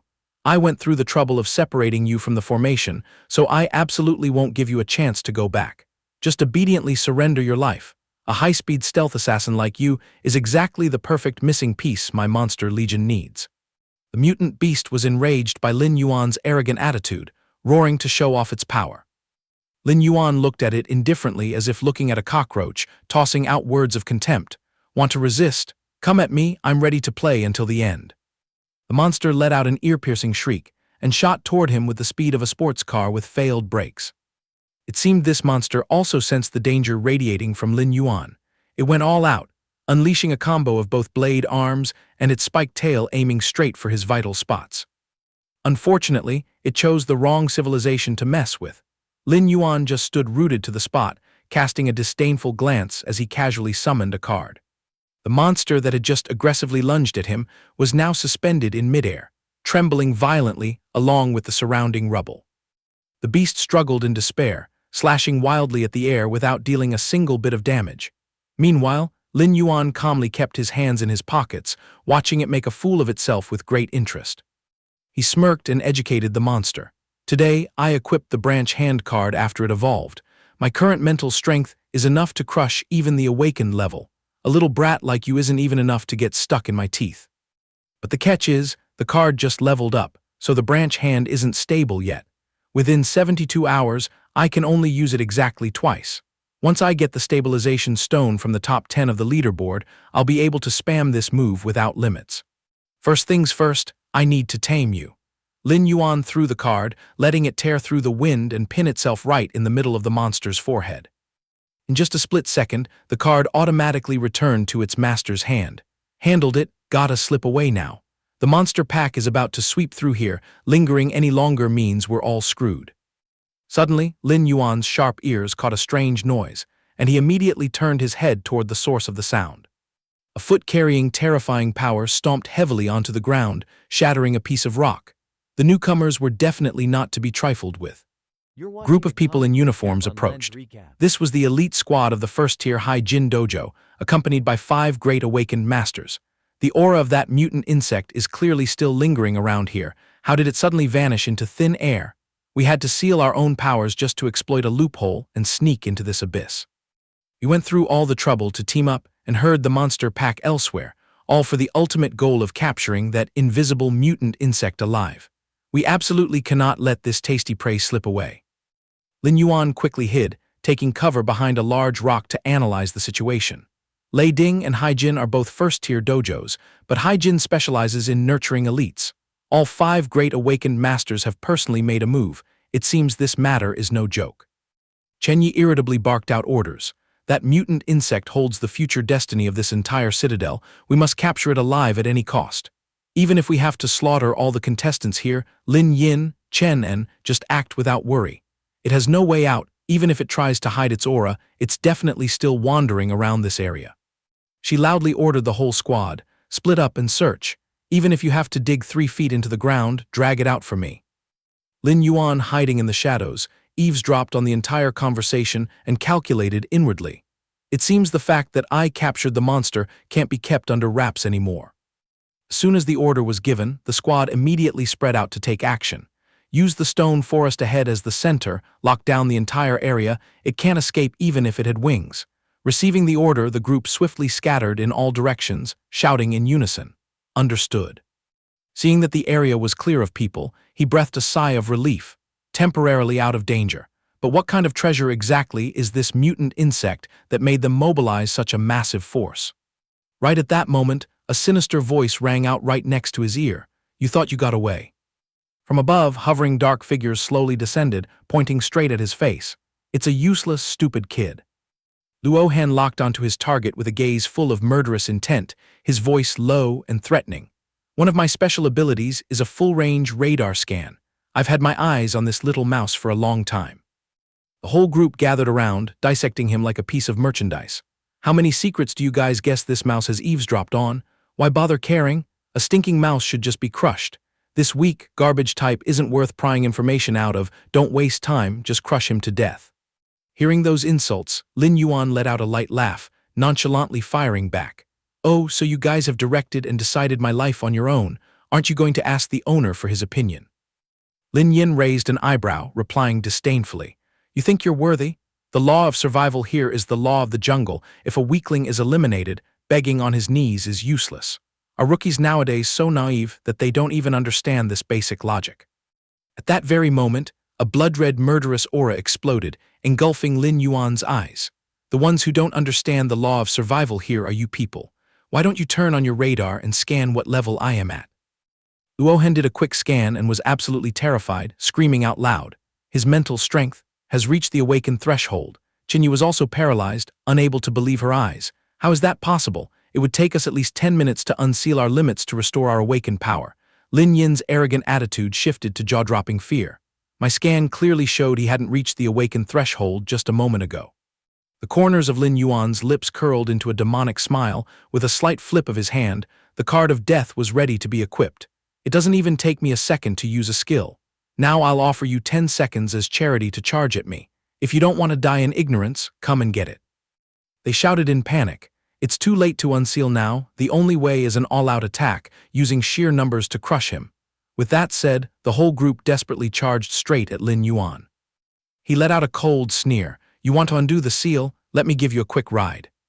A terrifying, surging power condensed on the palm of Lin Yuan's hand, ended all at once.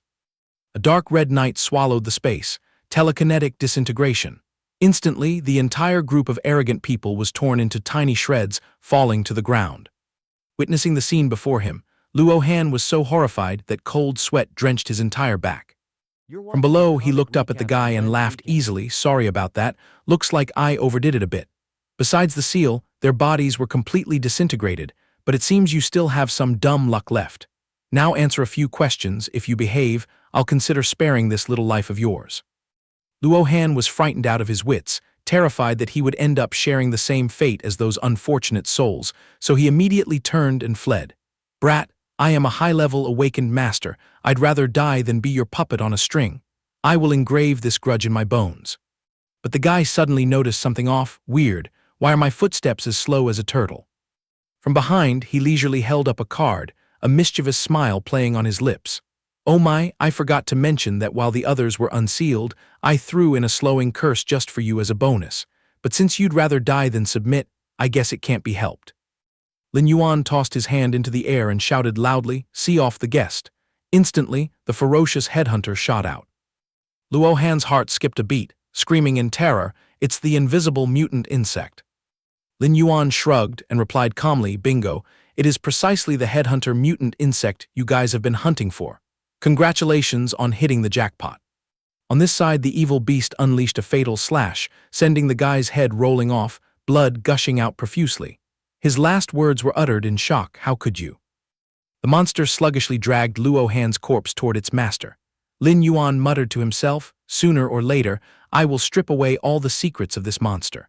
As for you guys, just obediently act as evolutionary fertilizer for my yin corpse mother vine." In the blink of an eye, the yin corpse mother vine extended, draining all the spiritual energy from the corpse dry. He put his hands on his hips, nodding smugly. These fresh awakened master corpses are truly great tonics. Before the trial ends, the mother vine will definitely evolve another tier. All right, gotta go back and find my teammates now. While later, Rong Yin was running for her life while carrying him in her arms, complaining loudly. "Lin Yuan, I'm giving you my final warning. You are forbidden from straying more than 100 meters away from me. If I hadn't gone back to fish you out from the edge of the monster tide this time, you'd be nothing but beast fodder." Lin Yuan scratched his head and grinned foolishly, thanks to senior sister for not abandoning this little brother. Sadly, my blood sugar dropped, my legs turned to jelly and I tripped, which is why I fell behind. The girl urged him, "Hold on tight, I'm shifting gears, we have to tear through this beast pack to escape." The young man immediately wrapped his arms around Rong Yin's neck. Aye. Behind them, the whole group was running for their lives as well. Someone panted heavily and complained, "Are we dodging the monster tide, or are we being forced to watch these two flirt?" The little senior sister heard him complain about low blood sugar and just scooped him up to run. There's definitely something going on between them. The weakling gets cuddled by the goddess, while I only hate myself for being too strong.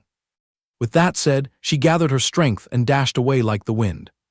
Lin Yuan then spoke up, "Senior sister, my sugar levels are back to normal. Can you safely land and put me down now?" Rong Yin suddenly hissed lightly, "SHH, shut your mouth. Something is staring right at us." As soon as she finished speaking, from deep within the dark cave, a burst of green smoke suddenly erupted. She boldly warned, "This abyss doesn't just harbor monsters, it also has anomalies that easily make people lose their sense of direction. Everyone, drop your guard immediately. The thing tailing us smells more like an anomaly than a wild beast." Rong Yin firmly ordered, "Entire squad, pull yourselves together, use all your strength to pull out of here right now." The group replied in unison, "Understood." Lin Yuan narrowed his eyes and looked up, silently sighing, "So it's an anomaly." At this time, as the formation was running desperately ahead, the dense black miasma behind them was already closing in on their heels. The group went pale and whined, "We're really doomed, completely surrounded by an anomaly. Our luck is rock bottom, this abyss is literally Hell's Gate, we should have just stayed home tucked in bed." Lin Yuan glanced over, muttering, "It's showtime, I guess I have to make a move." From amidst the thick miasma, 3 figures slowly stepped out. The man with loose green hair leading the way was none other than Mu Rong Yuan, the top disciple of Hai Jin. He walked over, dropping a lecture, "Little Yin, panicking over just a tiny bit of trouble, you're really smearing mud on the face of our Mu Rong family." The people around cheered as if they had struck gold. "It's Mu Rong Yuan, we're saved. Her cousin is the senior martial brother of Hai Jin. He hid his power and refused to awaken for years, but his strength is already at a heaven-defying level." Rong Yuan proudly declared. He even brought the heaven-extinguishing lantern, the abyss's sect-guarding treasure, with him. Even the big-shot awakened masters of Hai Jin don't have such ultimate privileges. Rong Yin widened her eyes in astonishment. "Cousin, why are you here?" He replied indifferently. This time, the people from Hai Jin came down to the abyss to hunt for an item. But right now, an anomaly has appeared in Abyss number 9, which proves this place is heavily polluted. It's very dangerous for you to stay here. Come with me right now. She shook her head resolutely. I can't do that, cousin. I absolutely cannot abandon my junior brothers. Rong Yuan's eyebrows knitted together. He shot a dagger-like glare at Lin Yuan. Is it because of this pretty boy clinging to a woman's skirt? He clenched his fist, his eyes exuding ruthlessness. Then let me send him off to the next life right now to rid you of the burden. Meanwhile, the young man stood there watching this family drama, completely baffled by what was going on. Rong Yin immediately spread her arms wide, blocking in front of Lin Yuan, and spoke sharply, My crucial duty on this trip is to escort my junior brother.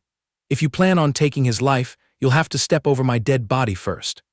Seeing this eyesore of a scene, Rong Yuan flew into a rage and shouted, You've completely forgotten your status in the Mu Rong family, haven't you? You dare to eat a bear's gall and talk back to me. Two guys standing in the back whispered to each other, The rules of the Mu Rong family are very strict. Every member is a pawn in the patriarch's hands, while the younger generation acts as beasts of burden for the heir. The little senior sister's life basically rests in his hands. She can't even argue back. That's just the fate of the descendants of that family. Rong Yin was so scared her tongue tied, but she remained stubborn no matter what. I must ensure his safety. When we get out of here, I'll come and admit my faults personally. You can punish me however you want. A girl standing nearby pouted and mocked her, Miss Yin, you are nothing but a plaything for my young master. A mere toy actually dares to bite back at its owner. Rong Yuan roared, his murderous aura flaring up. Wait until we leave the abyss. I'll enforce the family law right this instant. Get down on your knees and slap yourself 10 times to wake up. Suddenly, a tragic scream rang out, drawing his attention. Right behind his back, a horrifying scene had just concluded. The head of that loud-mouthed girl had flown off her neck at some point. Rong Yuan screamed furiously, Which freak is causing trouble? Show yourself right now.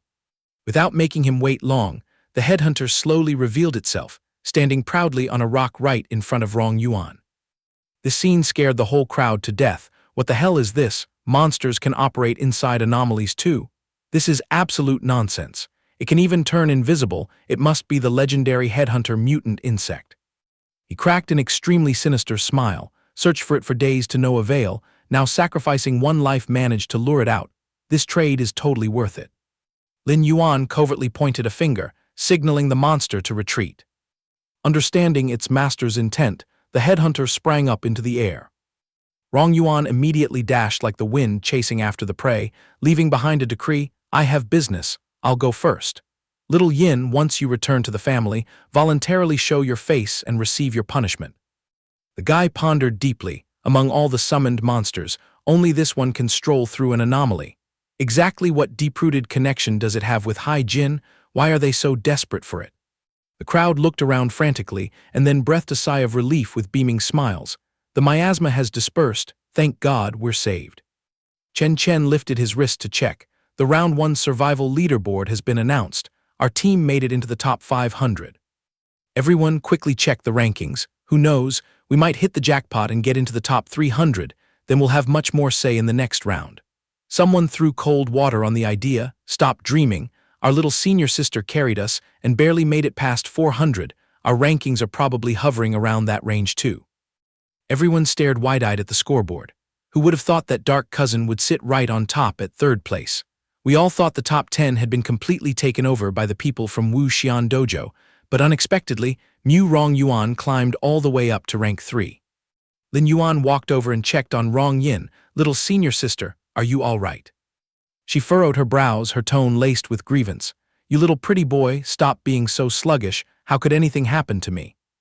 Rong Yin choked back tears, my fate has been carefully framed since the moment I was born. No matter how much I struggle or how desperately I try to prove myself in Lei Ding, in the end, I still can't escape the fate of being trampled on by others. The corners of his mouth curled into a beautiful arc. So what if your precious cousin happens to lose his life in an accident? Wouldn't the tables turn completely then? Meanwhile, somewhere else, those two figures were still frantically chasing the invisible evil beast. Rong Yuan frowned in confusion. This vile beast dares to lead us around in circles. What the hell is it plotting? Suddenly, a pair of blood-red eyes glowed brightly in the night. The bone-faced monster was locking its deadly gaze straight at him. Rong Yuan sneered with immense arrogance, lured me here. Do you think a few awakened-level monsters are enough to deal with me? Suddenly, he spun around, sensing something was wrong. Rong Yuan darted his eyes back and forth, scanning the terrain. There's more than one. He began to grow suspicious. What kind of dirty trick is this? Is there a problem with this mutant insect trap? At this moment, the headhunter finally turned its head back, throwing him a look of satisfaction. Rong Yuan reached his hand out toward Su Hui, clicking his tongue. Well, a trap set up so elaborately, dead set on pushing me into the grave. These three bone-faced monsters are probably just the first wave, blood sacrifice technique. The old man next to him yelled out, "Master, this old man has always been completely loyal and devoted to you." But as soon as the words left his mouth, Su Hui was drained of all his life force, withering into a dry skeleton. Rong Yuan decisively turned on his heel and fled, leaving behind a sentence, "I won't bother tangling with you. Consider the heaven-extinguishing lantern a gift. I'm out of here." His figure instantly vanished into the void, only leaving an echoing line, "The urgent matter now is to secure my position in the top 3. Lin Yuan casually commented. He bolted, ran for his life to grind the leaderboard. A wicked smile played on his lips. "I'll let you taste what it's like to plummet from the rankings. Even if you run, you won't escape." Hearing that, Rong Yin scratched her head cluelessly. "What are you talking about, running and not escaping?" Lin Yuan laughed it off. "Oh, I meant there's a storm brewing ahead. Everyone shouldn't run around recklessly. Little senior sister, are we ready to set sail?" Right at that moment, hordes of monsters poured out like a broken beehive, throwing the entire formation into chaos. "It's been hard enough keeping our lives until this point. Everyone grit your teeth and hang in there." Chen Chen bit his nails anxiously. "The yellow zone is too harsh. We've already lost half of our troops." A man interjected, "Holding on until now already makes you a hero.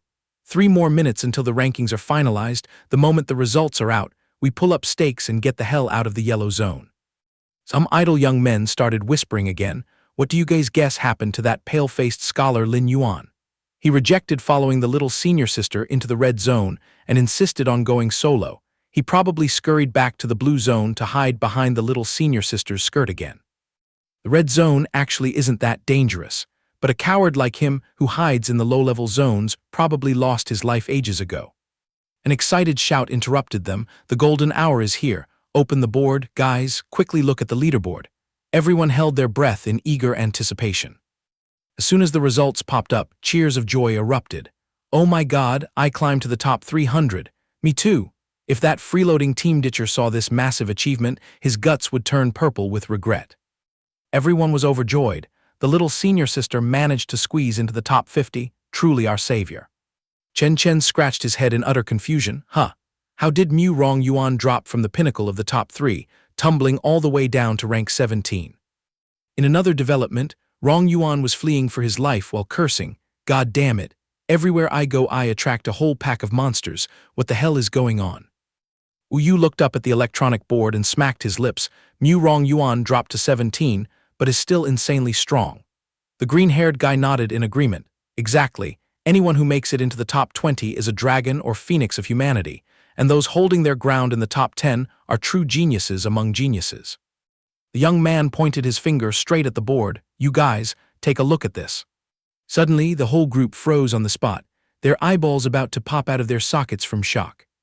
Chen Chen's jaw dropped as he stuttered, Don't tell me he charged headfirst into the black zone."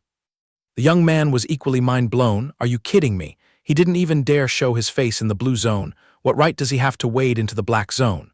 Wu Yu's face turned pale, scratching his head and stammering, "I must be dreaming. This absolutely cannot be real." Sitting in a corner, Rong Yin also stared wide-eyed at the leaderboard, unable to hide her astonishment. Lin Yuan sitting proudly at rank 9? What the hell is going on? Rong Yuan was furious, clenching his fists in endless anger. That pretty boy hiding behind his cousin's skirt actually ranked higher than him. At the same time, in the campaign observation room, someone cried out in shock, "This rank 9 Lin Yuan hasn't signed any contract yet. This means that in this trial, any dojo has the right to offer conditions to sign a contract with him." The one who just spoke was Yue Wu Jai, the master of the special tier Wu Xian dojo. He crossed his arms, sitting proudly and declaring, out of nowhere, an outstanding dark horse appears. "My Wu Xian dojo is determined to win him over. I'm ready to throw out a tier 3 contract right away." Fiery red-haired man sitting next to him was He Ao, master of the first tier Lei Ding dojo. The old man slammed the table with a smack and roared, "Wait a minute. This is a disciple of this old man's dojo. I have spent so much effort nurturing him, none of you are allowed to use dirty tricks to steal him away." The orange-haired beauty was Xing Yin, master of the special tier Jiu Zhao dojo. She smiled sweetly, extremely pleased. "This handsome guy Lin is very pleasing to my eyes." The last person present was Ping Zhu, master of the special tier Peng Lai dojo. Ujai countered immediately, "If you really wanted to nurture him, every dojo is given 3 bound contract slots before the test. If that were the case, that candidate would have been crossed off the selection pool. The fact that you old fogey didn't sign him from the start proves that your Lei Ding never valued him at all." Hiao was left speechless but still argued stubbornly, "What nonsense are you sprouting? This old man here has always valued him highly." Xing Yin burst into laughter to break the tension. "It's just the preliminary round. You bosses just calm down and observe a bit more. It's not too late to make a move later. But I like this handsome guy, so our Jiu Zhao has decided to offer him an A+ grade contract right off the bat." The representative sitting next to Hiao clicked his tongue. A special tier dojo's A+ contract means guaranteeing an overwhelming amount of cultivation resources, along with an incredibly superior status. He shook his head in resignation. The master of Jiu Zhao is playing too big, truly impulsive. He winked at the person next to him. "My Wu Xian is also going all in with an A+ offer. We've locked in this Lin Yuan." Hiao's face turned ashen upon hearing this, and he cried out in disbelief, "He is a disciple of our dojo." On the other side of the battlefield, suddenly being mentioned made him sneeze loudly. Lin Yuan looked around. This black zone was still too treacherous. Once enough points were farmed, it was better to slip away quickly to preserve his life. Suddenly he was startled by the flashing screen. "What is this? Why is it flooded with spam messages? Oh, there's even a missed call from a good friend." When Ru had sent a message saying, "My little lifesaver, where are you drifting right now? I am currently camping in the gold zone. My doting father has already booked me a super bodyguard. Hurry over here and group up, cling to my thigh, and you can feast on points to your heart's content." Lin Yuan typed a quick reply, "Hiring a bodyguard for an exam. It seems your family burns money by the book, huh?" When Ru fired back 2 consecutive messages, "My family runs a pharmaceutical factory, so we don't lack pocket change. Drag yourself over here quickly so I can sugar mommy you. Consider it repayment for saving my life." He raised an eyebrow in curiosity. "Surname Wen, family runs a pharmaceutical company. Don't tell me you are the eldest young lady of the Wen group, famously ranked top 3 in the city." The girl blushed and waved her hands, urging through messages, "What the hell is an eldest young lady? I'm just a useless trust fund kid. What corner are you in anyway? I've dropped my location, just rush over here immediately." Looking at the blinking red location on the map, Lin Yuan nodded. "We are only an inch apart, how surreal." When Ru sent a warning message, "Your coordinates are in the death zone of the gold area. Do you often use these deceitful words to seduce girls?" Right above their heads, a dark silhouette grinned savagely, found the prey. Down below, the young lady was still skipping along, affectionately grumbling at her phone, "Talk less, you just worry about." Before the words fully left her mouth, the leading bodyguard was torn apart by a pack of bone-faced beasts. He only had time to turn his head and howl, "Run, miss." Immediately after, his body was ripped into 100 pieces of mangled flesh and blood. The girl panicked and screamed, "Lin Yuan, absolutely do not drag yourself over here." From midair, Lin Yuan swung down, a teasing smirk on his lips, "You warned me too late." He built up momentum and smashed an earth-shattering blow straight into the ground. Witnessing the scene, Wen Ru's jaw dropped to the floor, her mouth wide open in sheer horror. The bone-faced beasts darted their eyes around. Seeing Lin Yuan jump down, they acted as if they had caught a succulent piece of bait. But in response to that greed, the young man didn't utter a single word, merely flexing his arms silently to accumulate all his strength. With a massive boom, the entire pack of vicious beasts was wiped out without a single piece of bone left. Wen Ru froze, staring at the brutal scene that just unfolded. "What kind of descending deity are you?" Lin Yuan scratched his head and smiled harmlessly. "What deity? I'm just a gigolo aiming to leech off women." The electronic screen suddenly chimed with a ting-ting, announcing the finalized rankings for each stage. The girl shyly lowered her head. "I'm sorry, did I hinder your ranking?" Lin Yuan didn't even bother to turn his head, just waving his hand behind his back. "It's nothing, just smack me in the face with money to compensate, and we're even." Wen-ru timidly asked in a small voice, "What if I don't want to use money, but offer myself as repayment instead?" He could only offer a speechless, wry smile. "Let's discuss that later. This abyss has mutated into something extremely dangerous. You'd better pack up and withdraw from the upcoming exam for your own safety." Lin Yuan suggested, "For now, let me escort you out of this godforsaken place first." The girl jolted and asked in return, "Then what about you?" But immediately, Wen-ru's face shifted into a deeply infatuated expression. "Approved. With your peerless martial prowess, you surely won't face any obstacles. Thank you so much. Whenever you get out of the abyss, make sure to find me at all costs." Lin Yuan nodded firmly. "Don't worry, we will definitely meet again." A few minutes passed, and a drone buzzed its way right in front of him. The system voice announced loudly and clearly to contestant Lin Yuan, "Congratulations on successfully climbing to the top 7. The rewards include 20 bottles of grade A ability potions, a stabilization gem, a grade C ability blind box, and a semi-awakening stone." Lin Yuan tilted his head back to inspect, swallowed all the gifts. "First, I need to upgrade my ability from level 6 to level 9. In a flash, he was sitting properly in meditation and getting to work.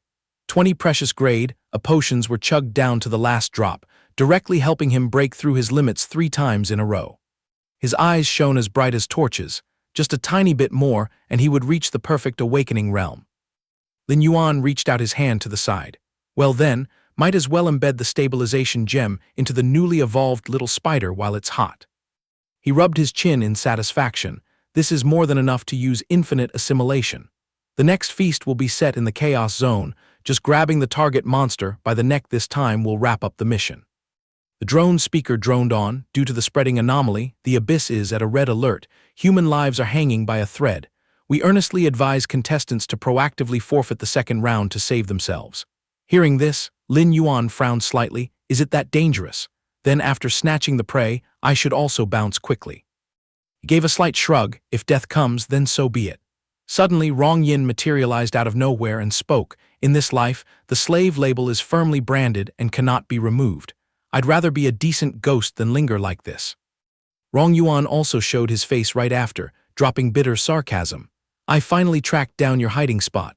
Lin Yuan, no matter what heretical tricks you used to grind to the top 10, I will beat you back to your true colors." Lin Yuan over here seemed to sniff out a clue. It appeared he had been locked onto by someone as a target. Rewinding to 3 months ago at the martial arts arena, Ning Quan had asked in a deep voice, "Little junior sister, could you take on a task for me during the awakening exam 3 months from now?" Rong Yin thought to herself, "Senior sister Ning has always been famous for her coldness and never asks anyone for favors. Why is she personally begging for one today?" She immediately replied, "This matter must be of great significance to you, right?" Ning Quan sighed and explained, "For the exam 3 months from now, I will be stuck on the abyssal battlefield and won't be able to pull myself away." She unexpectedly mentioned Lin Yuan. "Please protect him on my behalf. You must absolutely keep him alive." Rong Yin jumped up and shouted, "Senior sister, rumors are flying everywhere that Lin Yuan is a gigolo backed by you. Who would have thought it's actually true?" Hearing that, Ning Quan immediately flushed red to her ears and covered it up. "What nonsense are you spouting again?" Rong Yin's eyes suddenly flashed with sharpness. Looking from afar, that guy Lin Yuan is plain and has nothing standing out. His martial arts are weak too. Could he really be a hidden gem? However, the only response to that question was Ning Quan's murderous glare, which made Rong Yin cower on the spot, shivering uncontrollably. "Big sister, I admit my fault. I swear that even if it costs me my life, I will protect junior brother Lin and keep him perfectly safe throughout the exam." Ning Quan softened her tone. "Then I'm entrusting everything to you." Rong Yin stood silently watching her senior sister's back, her eyes brimming with determination. "Senior sister, my fate has been shackled. I will never have the right to make choices, leaving me to surrender and walk toward a prearranged ending. But you are different. Even if the person you choose is a fragile brat, it remains a completely free decision of your own." Returning to reality, Lin Yuan down below seemed to have noticed something. His eyes were glued to Rong Yin's fragile figure hovering in the air.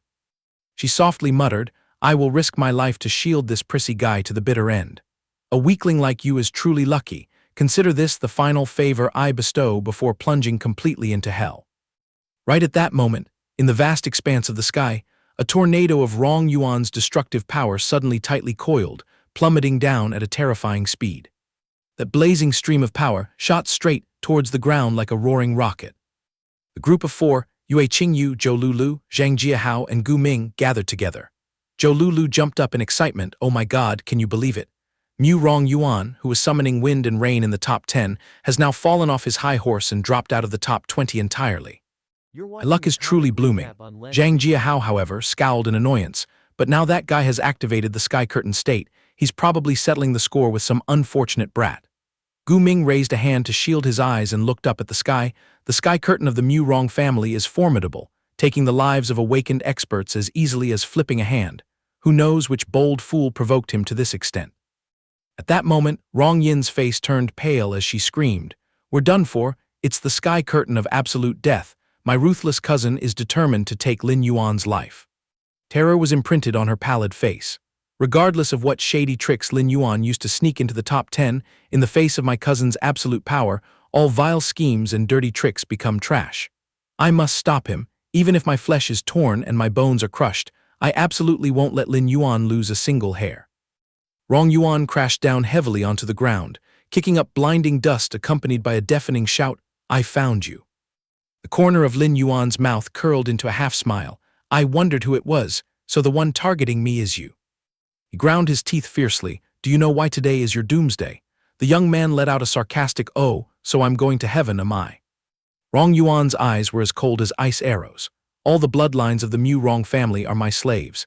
Mu Rong Yin is my exclusive property, and I forbid any outsider from eyeing her. Yet you dared to use sweet words to deceive her, inciting her to rebelliously turn against me. Even chopping your body into 10,000 pieces wouldn't be enough to satisfy this crime." Lin Yuan burst out laughing sarcastically. "You confidently thump your chest and claim that my little senior sister is your private property." He proudly lifted his chin and declared war bluntly. "She might be right now, but never again from here on out. As long as I'm still standing here breathing, she belongs to me."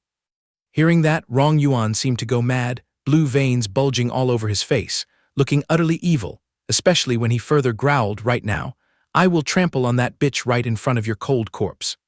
Responding to the fury, Lin Yuan unhurriedly unleashed his awakening-level spiritual power, the eye of telekinesis radiating a suffocating, oppressive force. A punch of overwhelming power tore through the wind and flew straight at him. Rong Yuan took a painful hit, so shocked that he could only widen his eyes and gape, hissing, "You." He leisurely shoved both hands into his pockets, slightly tilted his head and asked mockingly, "What about me? I thought you'd be so cool with top-tier gear buffing your strength. Who would have guessed you're so weak that you couldn't even block one punch from me?" Sound of a loudspeaker suddenly echoed, "Urgent news. One of the 5 seeded candidates of the season, Mu Rong Yuan, has died. The cause of death is encrypted and kept confidential. The organizing committee advises contestants to take this as a bloody lesson. Stop being ignorant and recklessly bringing disaster upon yourselves." Qing Yu asked anxiously, "Recklessly bringing disaster? Just what kind of freak did Mu Rong Yuan run into?"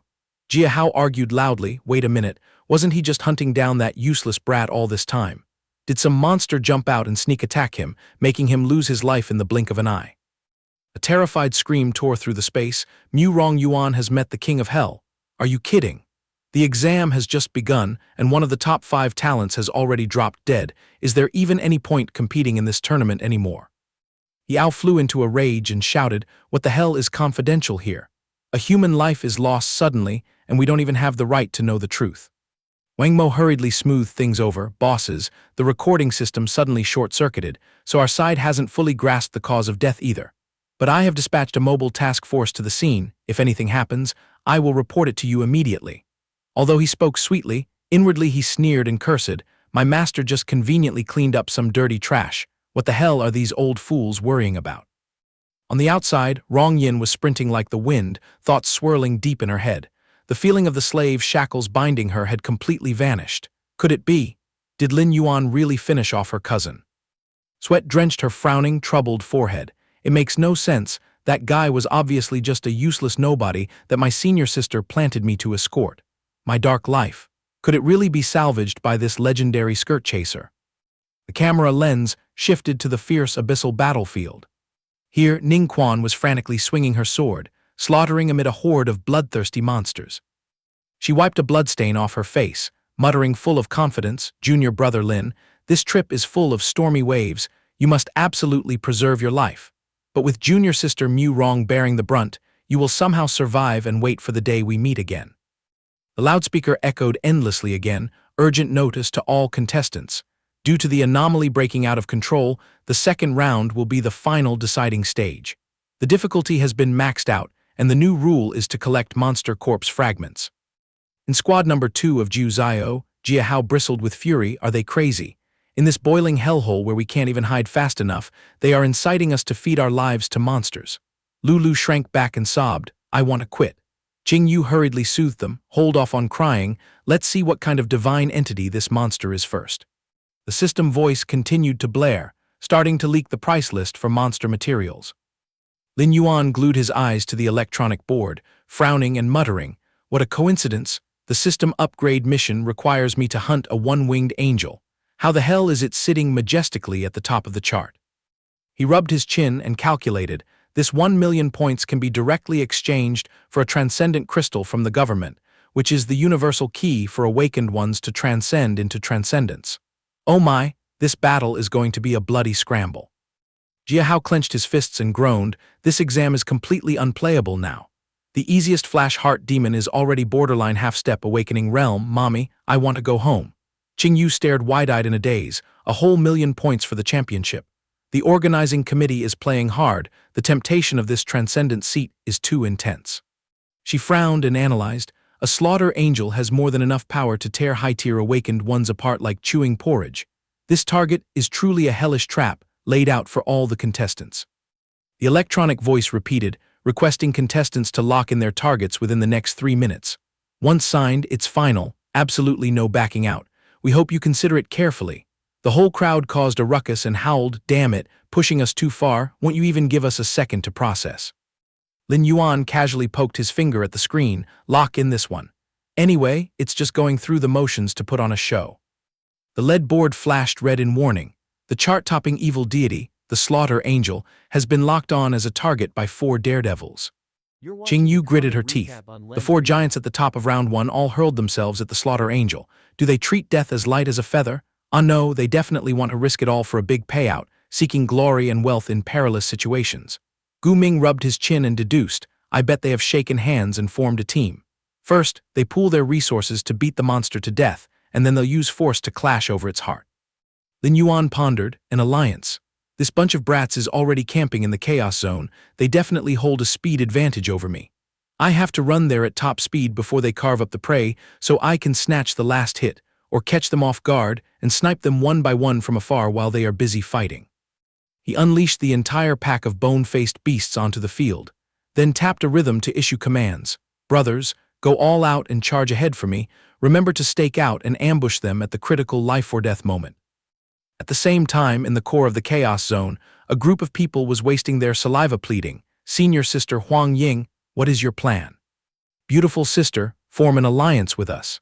Even if the 3 of us combined might not amount to a fraction of you, that vicious beast is terrifying, you absolutely cannot solo it.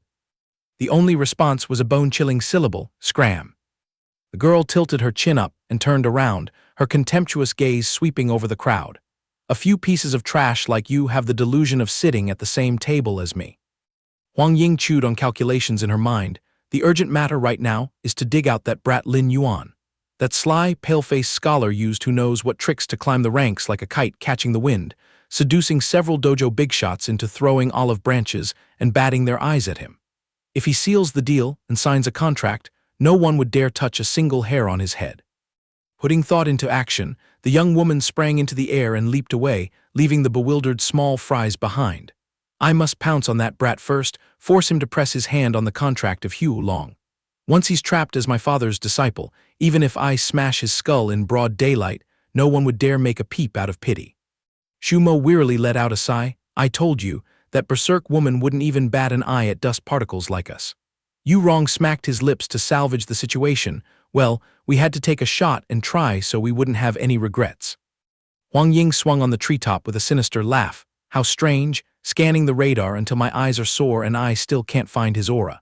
This little brat is pretty good at hiding his cards, but you won't be able to escape my grasp even if you run to the ends of the earth. Father, rest assured, your daughter will pin him down and force him to sign Huo Long's slave contract, delivering him onto the chopping block for you to deal with as you please.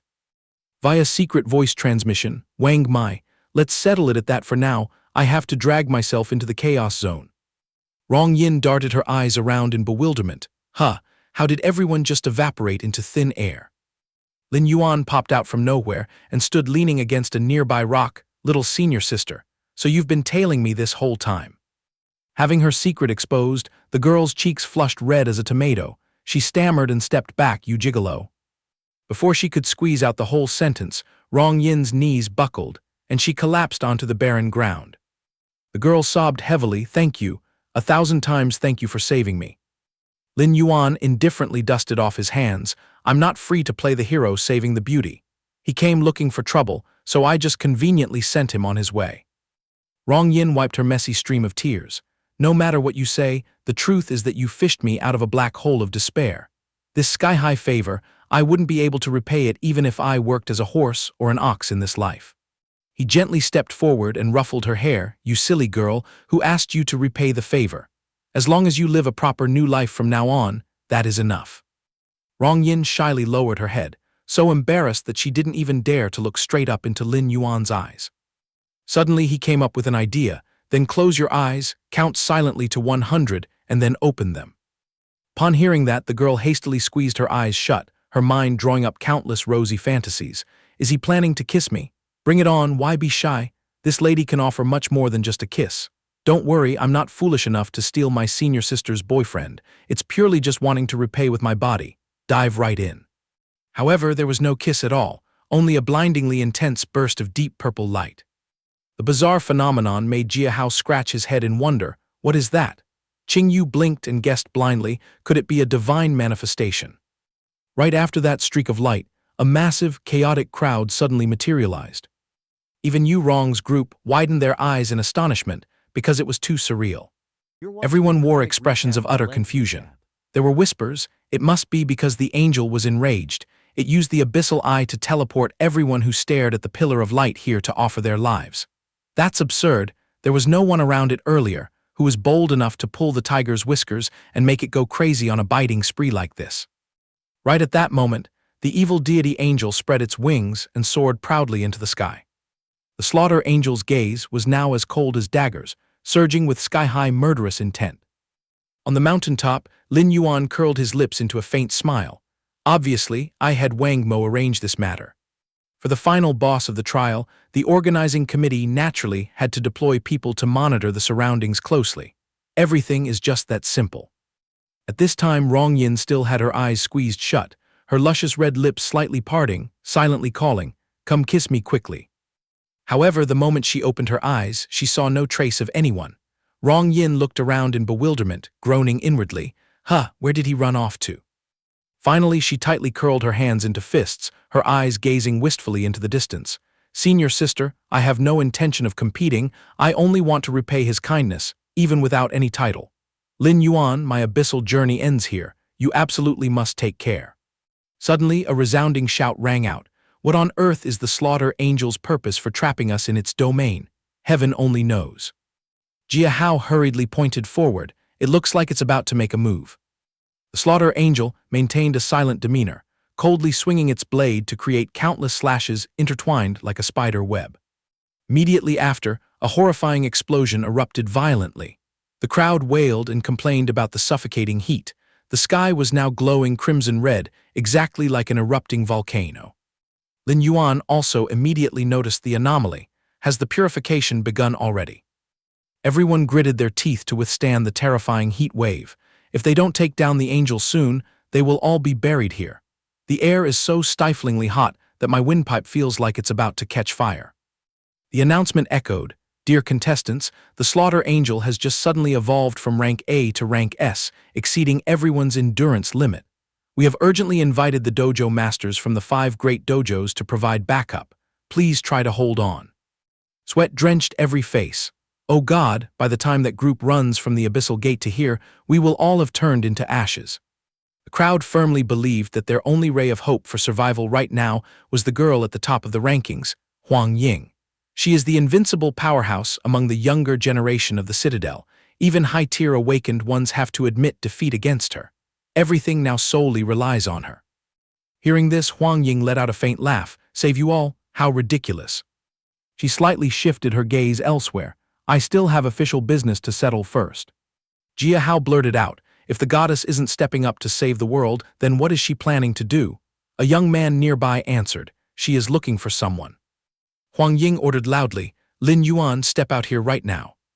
He was dumbfounded, pointing a finger back at his own face, looking for me. Jia Hao shouted loudly, Lin Yuan is a dark horse who just squeezed into the top 10. Why would the goddess skip the top 3 and demand to cooperate with him? She held out a scroll of paper. This is an F-rank contract of the Huo Long Dojo drafted by my father, Huang Long. Sign it.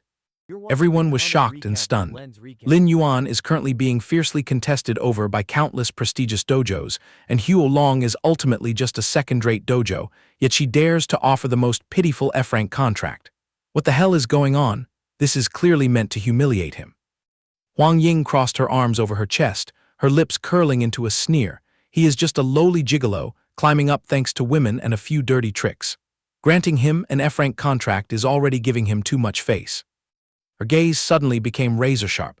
Lin Yuan, do you think me bestowing this contract is insulting you? Consider it carefully before you open your mouth. Lin Yuan shook his head vigorously, not at all. Witnessing that cowardly attitude, the crowd immediately mocked him. What a waste of effort to elevate him. This dark horse turns out to be just a piece of trash. Facing the pressure of the #1 lady, he has no choice but to drop to his knees. Suddenly, Huang Ying was hit directly on her buttocks by an extremely powerful force that made her bounce and flinch in shock. Lin Yuan slightly raised his hand, smirking with a chuckle. Doing it like this is what you call humiliating someone. Huang Ying immediately clenched her fists tight, channeling all her internal energy and roared, "You are tired of living." Unfortunately, her counterattack was still a beat slower than Lin Yuan's movements. He unhurriedly shot up into the air, laughing heartily. The #1 lady's rear is indeed exceptionally bouncy. Huang Ying, humiliated to the point of rage, gnashed her teeth and cursed loudly, "You shameless scum." But suddenly her body grew sluggish, completely paralyzed. Her entire body was immobilized, yet her mouth stubbornly screamed, "You bastard, what trick did you just pull?" Lin Yuan gently leaped even higher. "How is it, my technique was so smooth that it made your whole body go soft, didn't it?" He felt secretly smug. The paralyzing insect card seems to be extremely effective, at least enough to temporarily seal her movements. The middle-parted man looked visibly surprised. This gigolo actually has some tricks up his sleeve. No wonder he managed to seduce so many goddesses. Another red-haired guy chimed in. The #1 lady has probably never been tainted by worldly dust before. Being casually groped by a man for the first time just made her panic and lose control. Huang Ying shrieked in resentment, "Lin Yuan, I swear I will take your life. This is not over." Lin Yuan shrugged calmly, "Then hurry up and drag your body over here to chase me." Qing Yu called after him in panic, "Hey dark horse, don't try to fly any higher. The higher you go, the more terrifying the heat gets, you will be burned to a crisp. The 500-meter radius around the angel is an absolute forbidden zone." Ignoring the advice, he still decisively shot straight up into the upper sky. By then, Lin Yuan had already settled comfortably right on top of the slaughter angel's head. That sight made the crowd below stare in an uproar. Why isn't the angel attacking him? Furthermore, how is he completely unscathed after entering that death zone? Confusion enveloped everyone. What the hell is going on? They only saw Lin Yuan leisurely pull out a card. Elite Headhunter card. First skill, conceals all aura for 5 minutes, making it impossible for monsters to detect. Second skill, grants complete immunity to fire for 3 minutes. Huang Ying roared in frustration. What kind of cheap tricks are you pulling again? Do you have the delusion that you can hide up there and cower for the rest of your life? He spread his arms wide and shrugged nonchalantly. Who said I'm going to hide up here for the rest of my life? The good show has only just begun. The eyes of the slaughter angel suddenly flashed with an eerie light. A barrage of brutal attacks tore through the wind and shot out from it. Jia Hao tore at his hair, his face deathly pale. What is going on here? Is it the judgment penalty? We are truly done for. At the very least, half of us will lose our lives this time. The inorganic voice echoed back. Initiating judgment penalty, all players within the zone are strictly forbidden from moving freely. The Slaughter Angel will randomly pair individuals for one-on-one duels. The survivor is allowed to leave the domain. The loser will immediately be vaporized. Huang Ying was extremely furious, snapping and cursing. You despicable coward, using the rules to take refuge will only prolong your dying breath for a bit. You can't escape your fate, just keep your eyes peeled and wait. Countless panicked whispers broke out everywhere. Dear God, please don't make me face a monster. I pray my time isn't up so my name won't be called to the arena. We must try to drag out the time and wait for the 5 great dojo masters to come to the rescue. A massive floating rock rose into the air, drawing everyone's gaze. The life and death battle had commenced. 2 figures immediately appeared on the arena floor. It was exactly number 42 Gu Zheng and number 34 Lin Yuan. Unexpectedly, Gu Zheng suddenly dropped to his knees and pleaded, "Brother, please go easy on me. How about we both stay put and do nothing?" Hearing this, Lin Yuan immediately agreed. All right, then both sides agree not to make a move. But the moment the sentence ended, he instantly sprang up and lunged forward, launching a vicious strike at his opponent. My sincere apologies. The audience around them simultaneously booed at this dirty trick. You shameless scum, to think you'd launch a sneak attack, that's too despicable. Gu Zheng didn't even bother to justify himself, tossing his blood-stained blade onto the ground, tossing out a cold remark. There's no other way, I just want to survive. Huang Ying crossed her arms, her lips drawing a faint smile. In the blink of an eye, is it already my turn? Her figure flashed, instantly appearing right behind Lin Yuan's back. Qing Yu gasped in surprise. Enemies truly do meet on a narrow path. The young man next to her sneered gleefully. The skirt chaser who dared to pull the tiger's whiskers has finally fallen into the goddess's net. Huang Ying glared, dropping a spine-chilling remark, "You skirt-chasing man." She tilted her chin defiantly. "Run some more. Why don't you keep running for your life? I warned you, you can never escape the palm of my hand." Lin Yuan remained relaxed with his arms crossed, merely letting out an indifferent, sarcastic "oh." Jia Hao, standing far in the back, clicked his tongue. The number 1 lady facing off against a gigolo, this match is completely bland and not worth watching. Qing Yu sighed sympathetically. I feel so sorry for him. That young man, on the other hand, made an excited bet.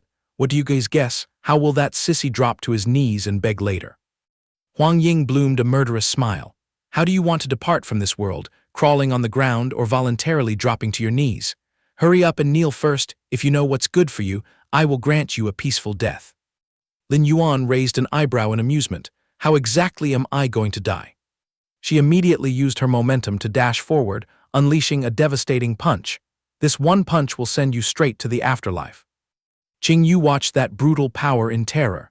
The fist of the number 1 lady was more than enough to crush the entire combat space. Jia Hao quickly covered his face. I'm afraid not even dust will be left of that gigolo this time. Huang Ying's eyes were as cold as ice, her power still surging violently into her deadly fist. Contrary to everyone's expectations, he also threw a punch to meet her attack head-on. The 2 terrifying forces slammed into each other, creating a deafening explosion. In a shocking twist, Huang Ying was sent flying backward by Lin Yuan's seemingly featherlight punch. The crowd simultaneously gasped in absolute disbelief. Good heavens, are my eyes deceiving me? The number 1 powerhouse couldn't even withstand a single punch from him. Gave a faint, mocking smile. Of course you couldn't withstand a single strike when facing the power of the Slaughter Angel. Third skill, Force Borrow.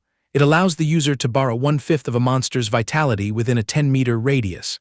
It will automatically be returned after one use with a cooldown of 24 hours. Huang Ying crashed to the ground in a pathetic state, struggling to push herself up as her voice trembled. You've been hiding your true strength all along. Lin Yuan tossed a piece of paper right in front of her.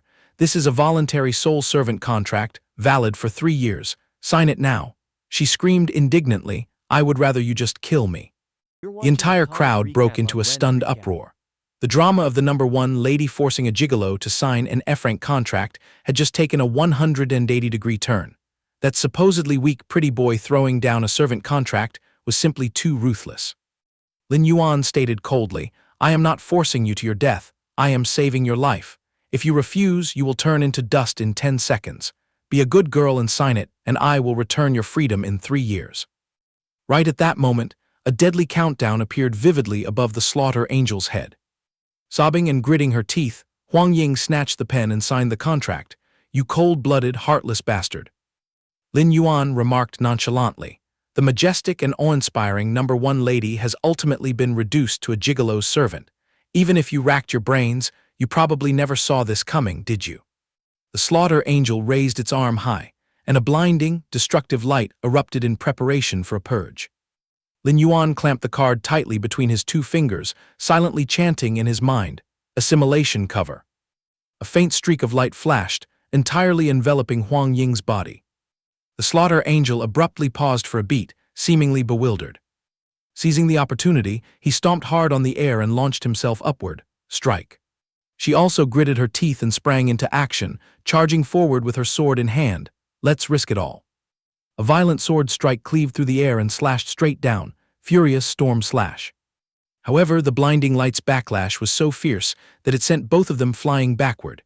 Bearing the brunt of the aftershock, Huang Ying spat out a mouthful of bright red blood. Lin Yuan unhesitatingly flicked the card forward. Go. The power from the card immediately expanded, completely crushing the life force of the slaughter angel. The surging residual energy rippled outward, filling the entire surrounding space. The crowd's jaws dropped in sheer astonishment. Was that mighty monster killed just like that? There wasn't even a single feather left behind. What kind of sorcery is this parasite using? Lin Yuan's cold eyes radiated a terrifying killing intent when sudden whispers echoed through the crowd. Could it be that this gigolo possesses a talent that suppresses female creatures? No wonder even the angel couldn't make it out alive.